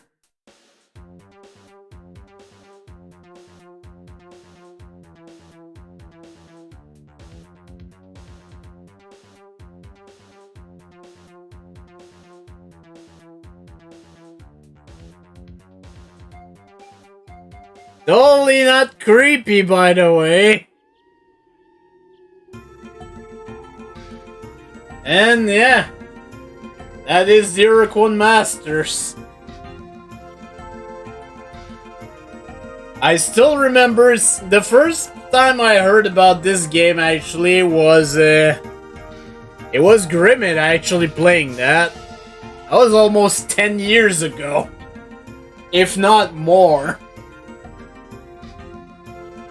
I've beaten this game twice before today.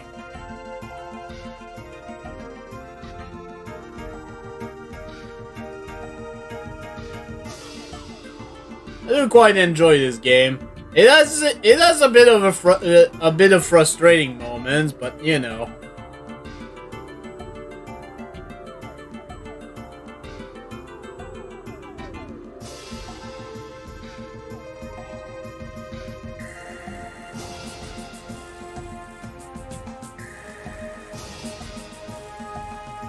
Honestly, I much prefer the whole exploration shebang over the combat. I mean, yeah, I could deal with the combat, not too much problem. But you saw what happens with those avatars. Yeah, that did not go well.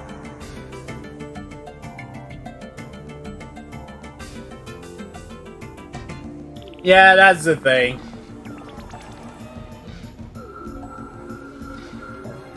And yeah, as far as I know, it was still an improvement over Star Control 1. Then again, I think Star Control 1 was all about the combat, so you know.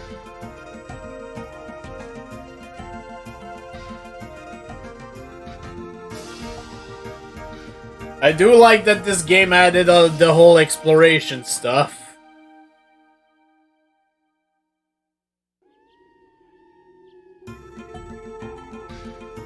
Also, there's still some silly stuff in the credits here.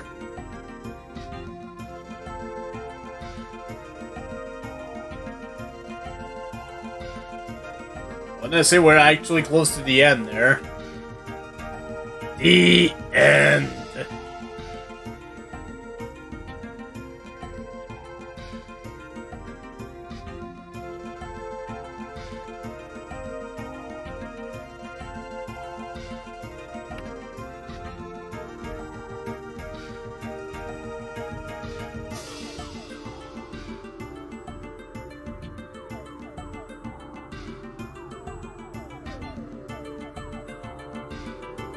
I don't think there's anything if you just stand on this screen.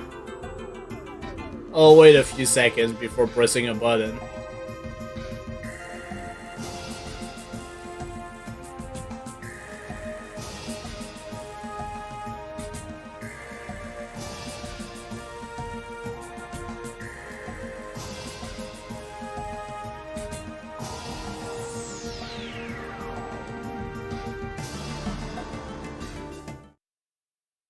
Okay, now it went back. Alright. Well, we've seen all the ships now. Well, we beat the game, I mean, so I don't need to hide the screen anymore. So let's go and put all the ships from the Alliance against the hierarchy. Fuck the Druge, so I'm gonna leave them on the other side.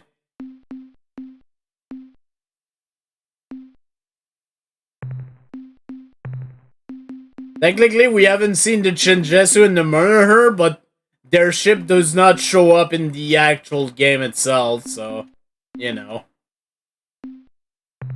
Ors.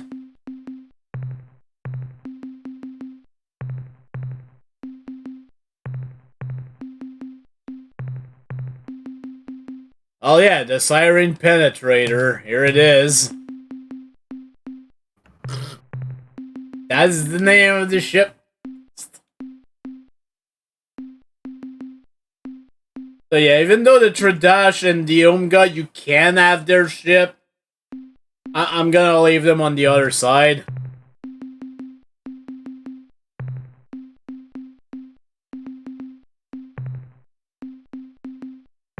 Androsit, Druge, Gilrath. I'll leave the Melnorme out.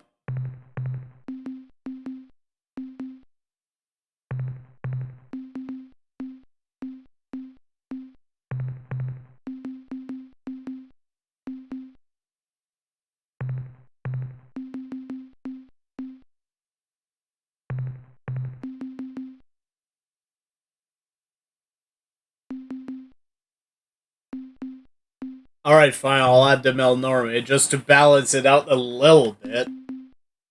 Alright. AI Arena, let's go.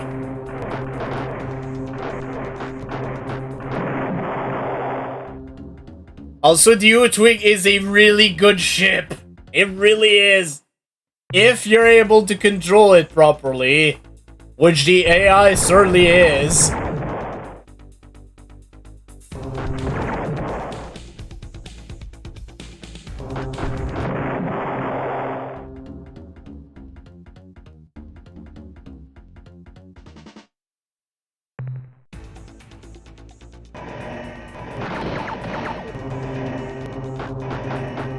That's the thing, the Utwig can stand up to the Korra quite well, too, I might add. As you can see there.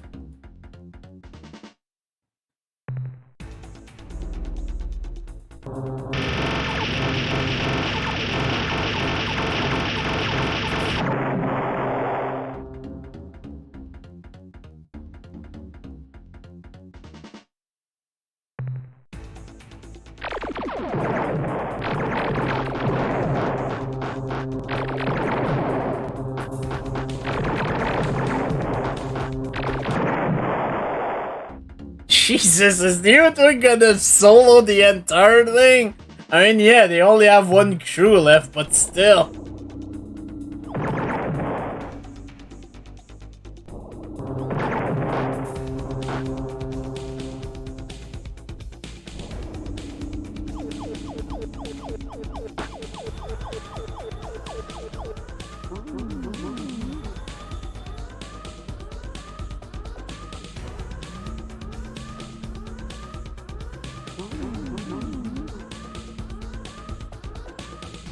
Oh, this is our life now.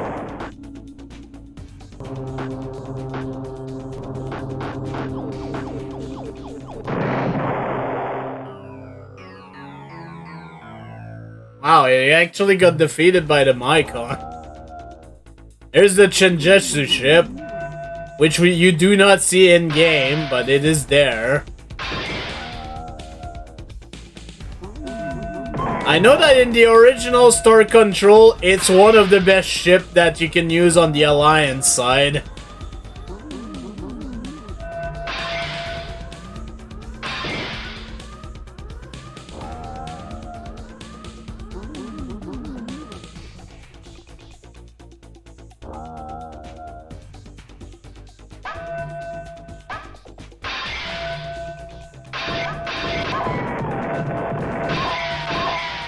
I'll destroy your own pods.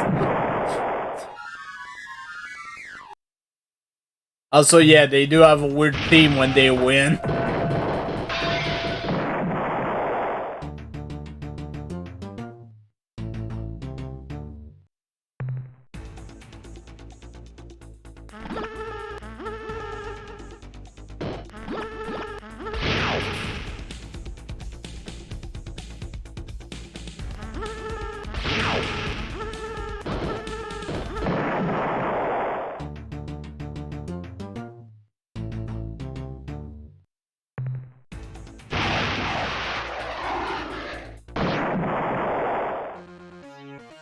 Pretty much the only time you'll see an Earthling ship beat the Androset.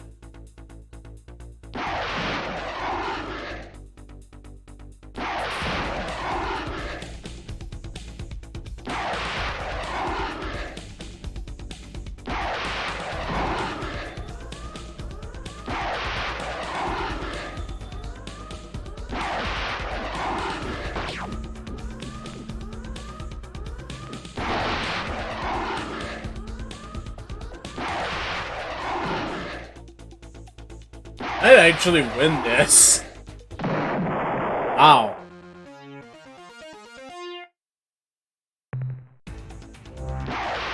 Here's the Melnorme ship. It has a charge attack. You do not want to aggro the Melnorme.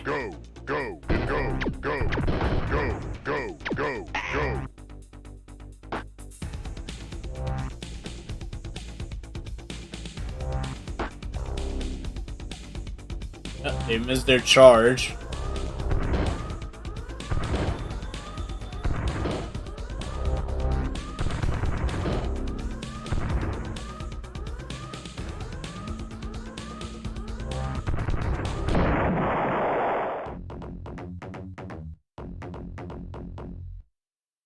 Wet. That's quite the name for a ship. Ship captain. Holy shit! That Unga ship got destroyed. Go, go, go, go, go, go, go, go, go.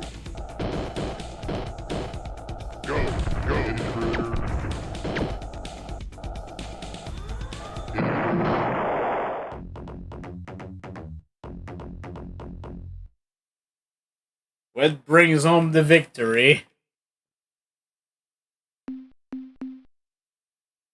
Alright, I'll remove the, this one and the Androset ship. Everything else is fair game. The fight for their lives, the party.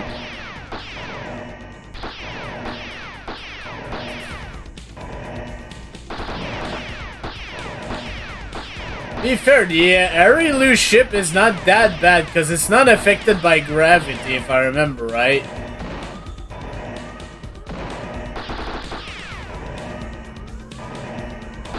So yeah, a good pilot can definitely do a good job against anything, but still, the crew is limited to 6, so you know.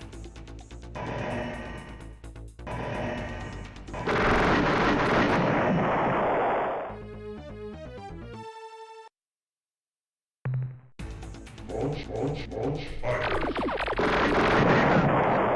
Ow.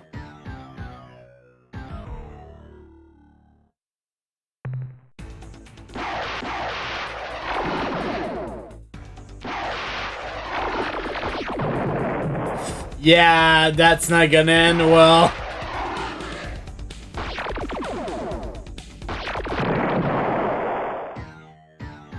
It did do a little bit of damage, but yeah, that was not gonna end well. It's the Melnorme ship, the Munaher ship, I mean. It has 2 modes of movement. I believe it affects what type of attack it uses as well.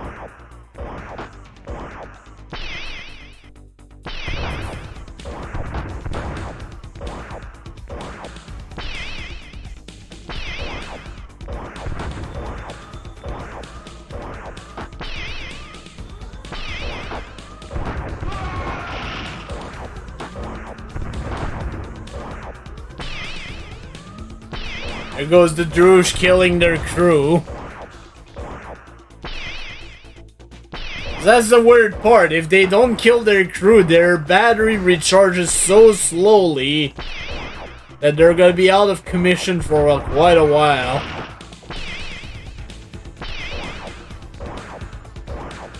Which is why this ship is fucking terrible.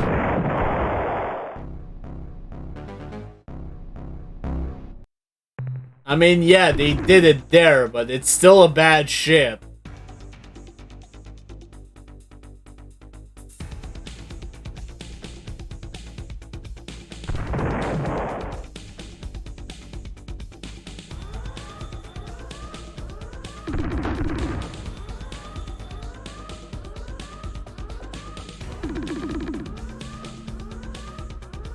They have no battery, they can't shoot!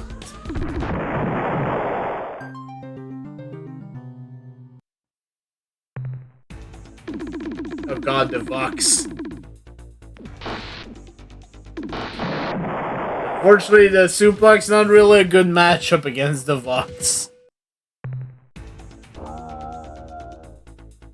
There's a Shinjesu ship again.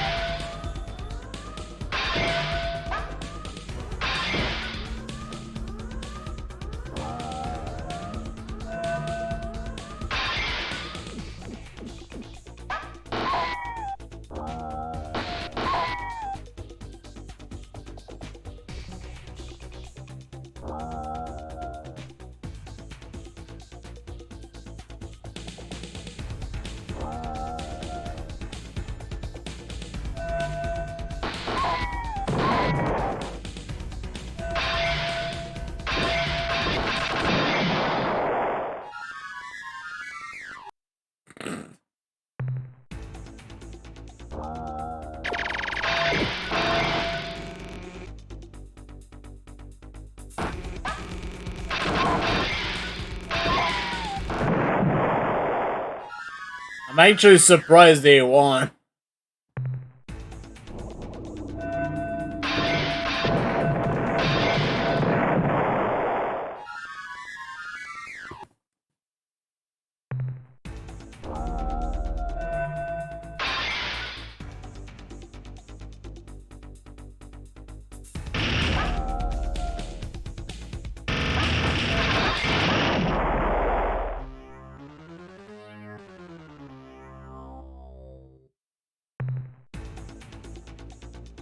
Oh boy, they're fucked. The Zodfoot pick are not a good matchup against the Elrath. Because both are close range ship, and the Elrath is a much better close range ship. Oh, time for Glory Device.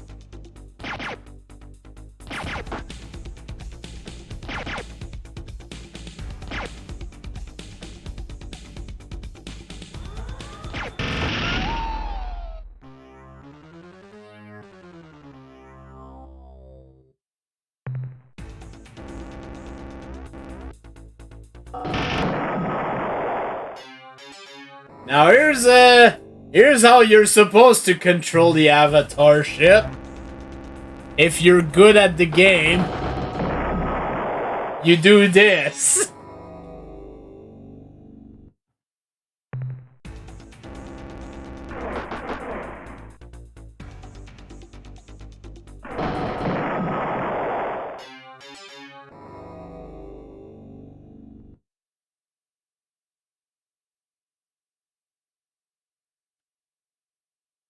But yeah, there's still a few ships we haven't seen. Like, we haven't seen the Penetrator, and I can't say that name with a serious face.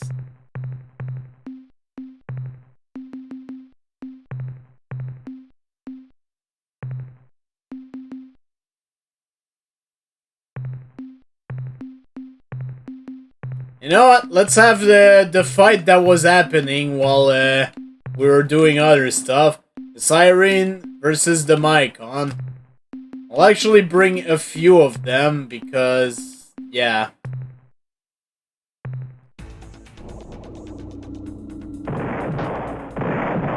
They can be destroyed quite quickly, is the problem.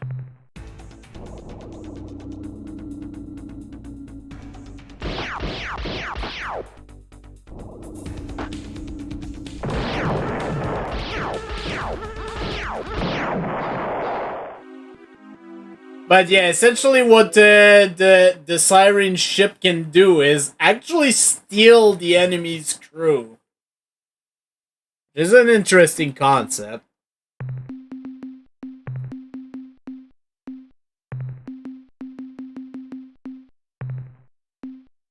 Now, to end up...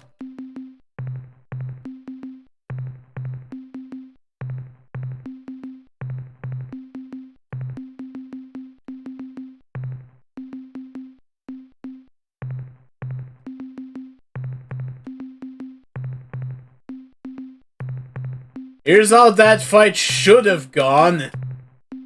It's equal force, so it's fair.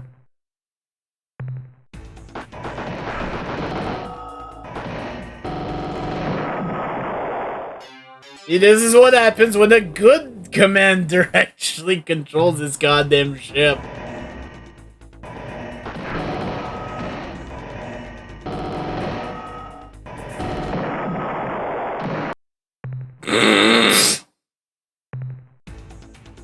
Okay, that was interesting.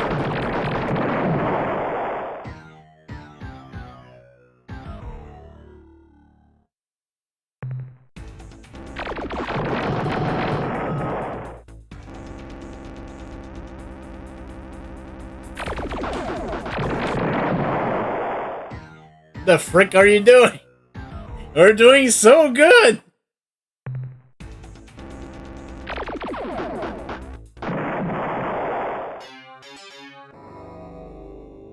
Oh yeah, by the way, the 3 rotating things on top of the Avatar ship, point defense system.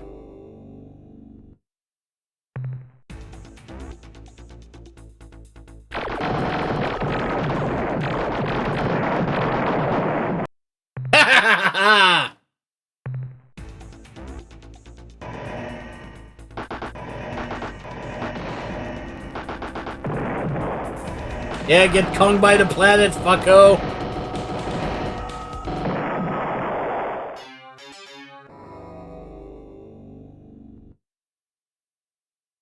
Yeah, the Avatar ship, really fucking good. I'm just not good at the combat in this game is the problem. I think that's pretty much all I wanted to show, though.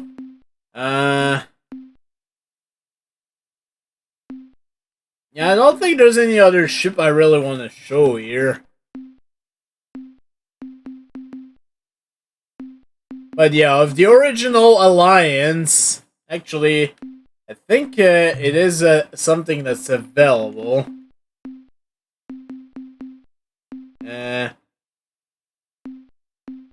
Old Alliance ship versus the old Hierarchy ships. These are all the ships from Star Control 1. Let's have that to finish up. Let's have a classic battle.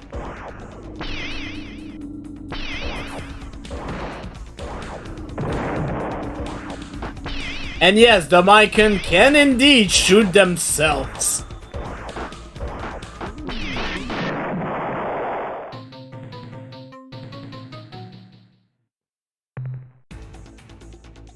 I mean, could you say it with a serious face? Let's be honest here.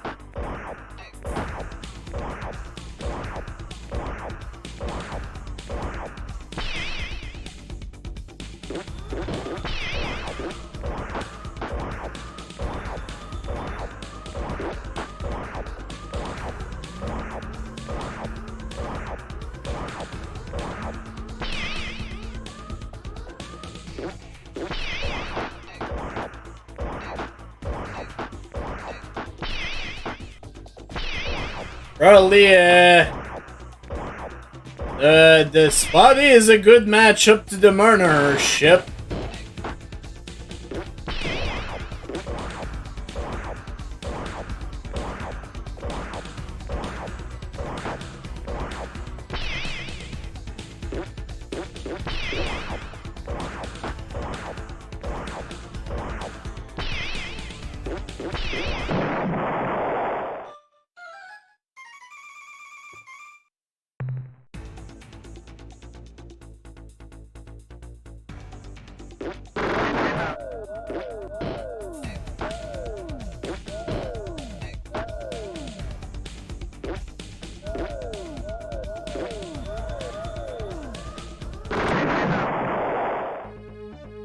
Oh yeah, hot!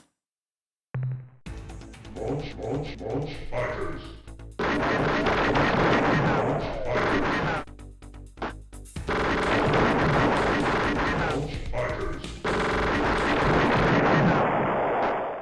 Wow, they actually won that. Incredible. Careful. It's so stupidly easy to get got by this stupid cone of effect. Even if the Umga is a piece of shit ship, it's still very easy to get caught by it.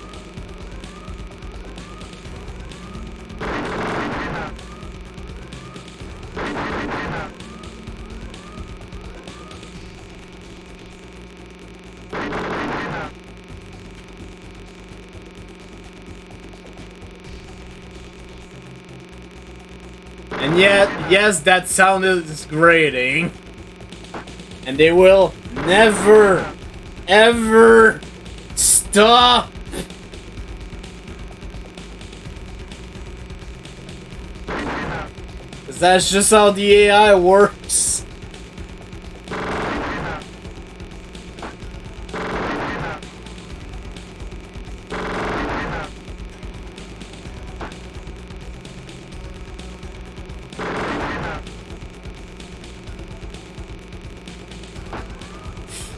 Yeah.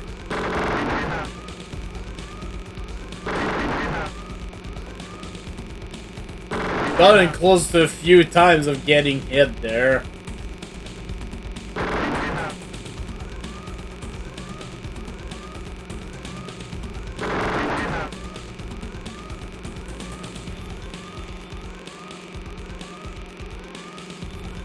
This is a long freaking battle, though.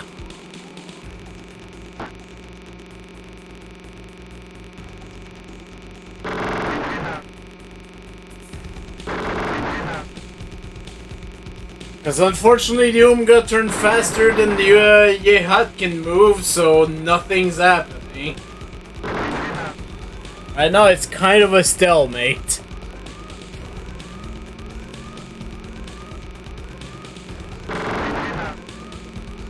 Oh, they did hit them. Very slightly, but...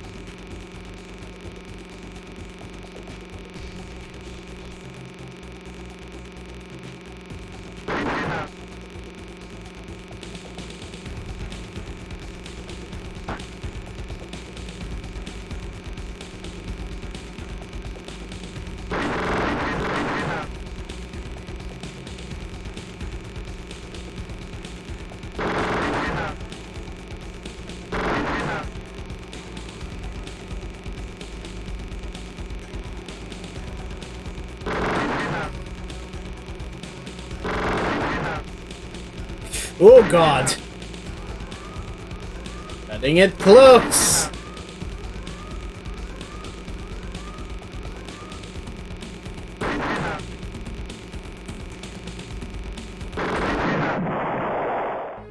Ugh! Finally, that sound is done! Good god! Ow!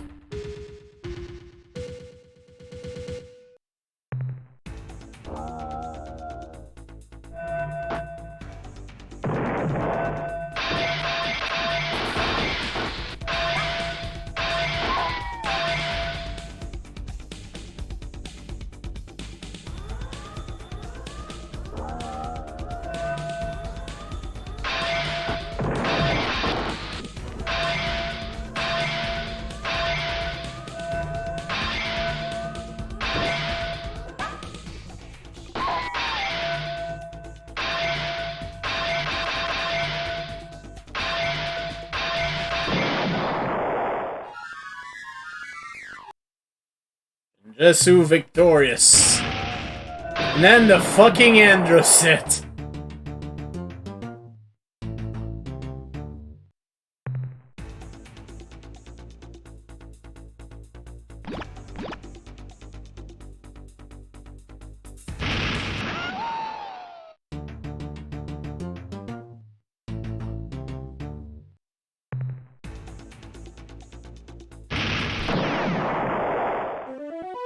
Oof, they got them before they could get hit. All that's left is the Dill Wrath.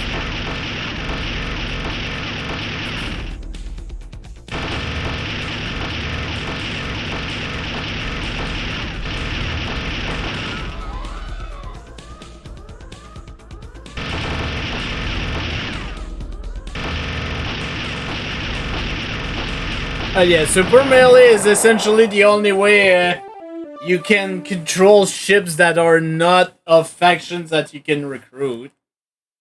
And there we go. The Alliance actually won that. But that is the end of that, and that is the end of the series. I'll be sad to let it go, but hey, we've got better pasture to go through. Thank you very much. Thank you very much, everyone, for coming by. Thank you, Mike, for the co-commentary. You're welcome.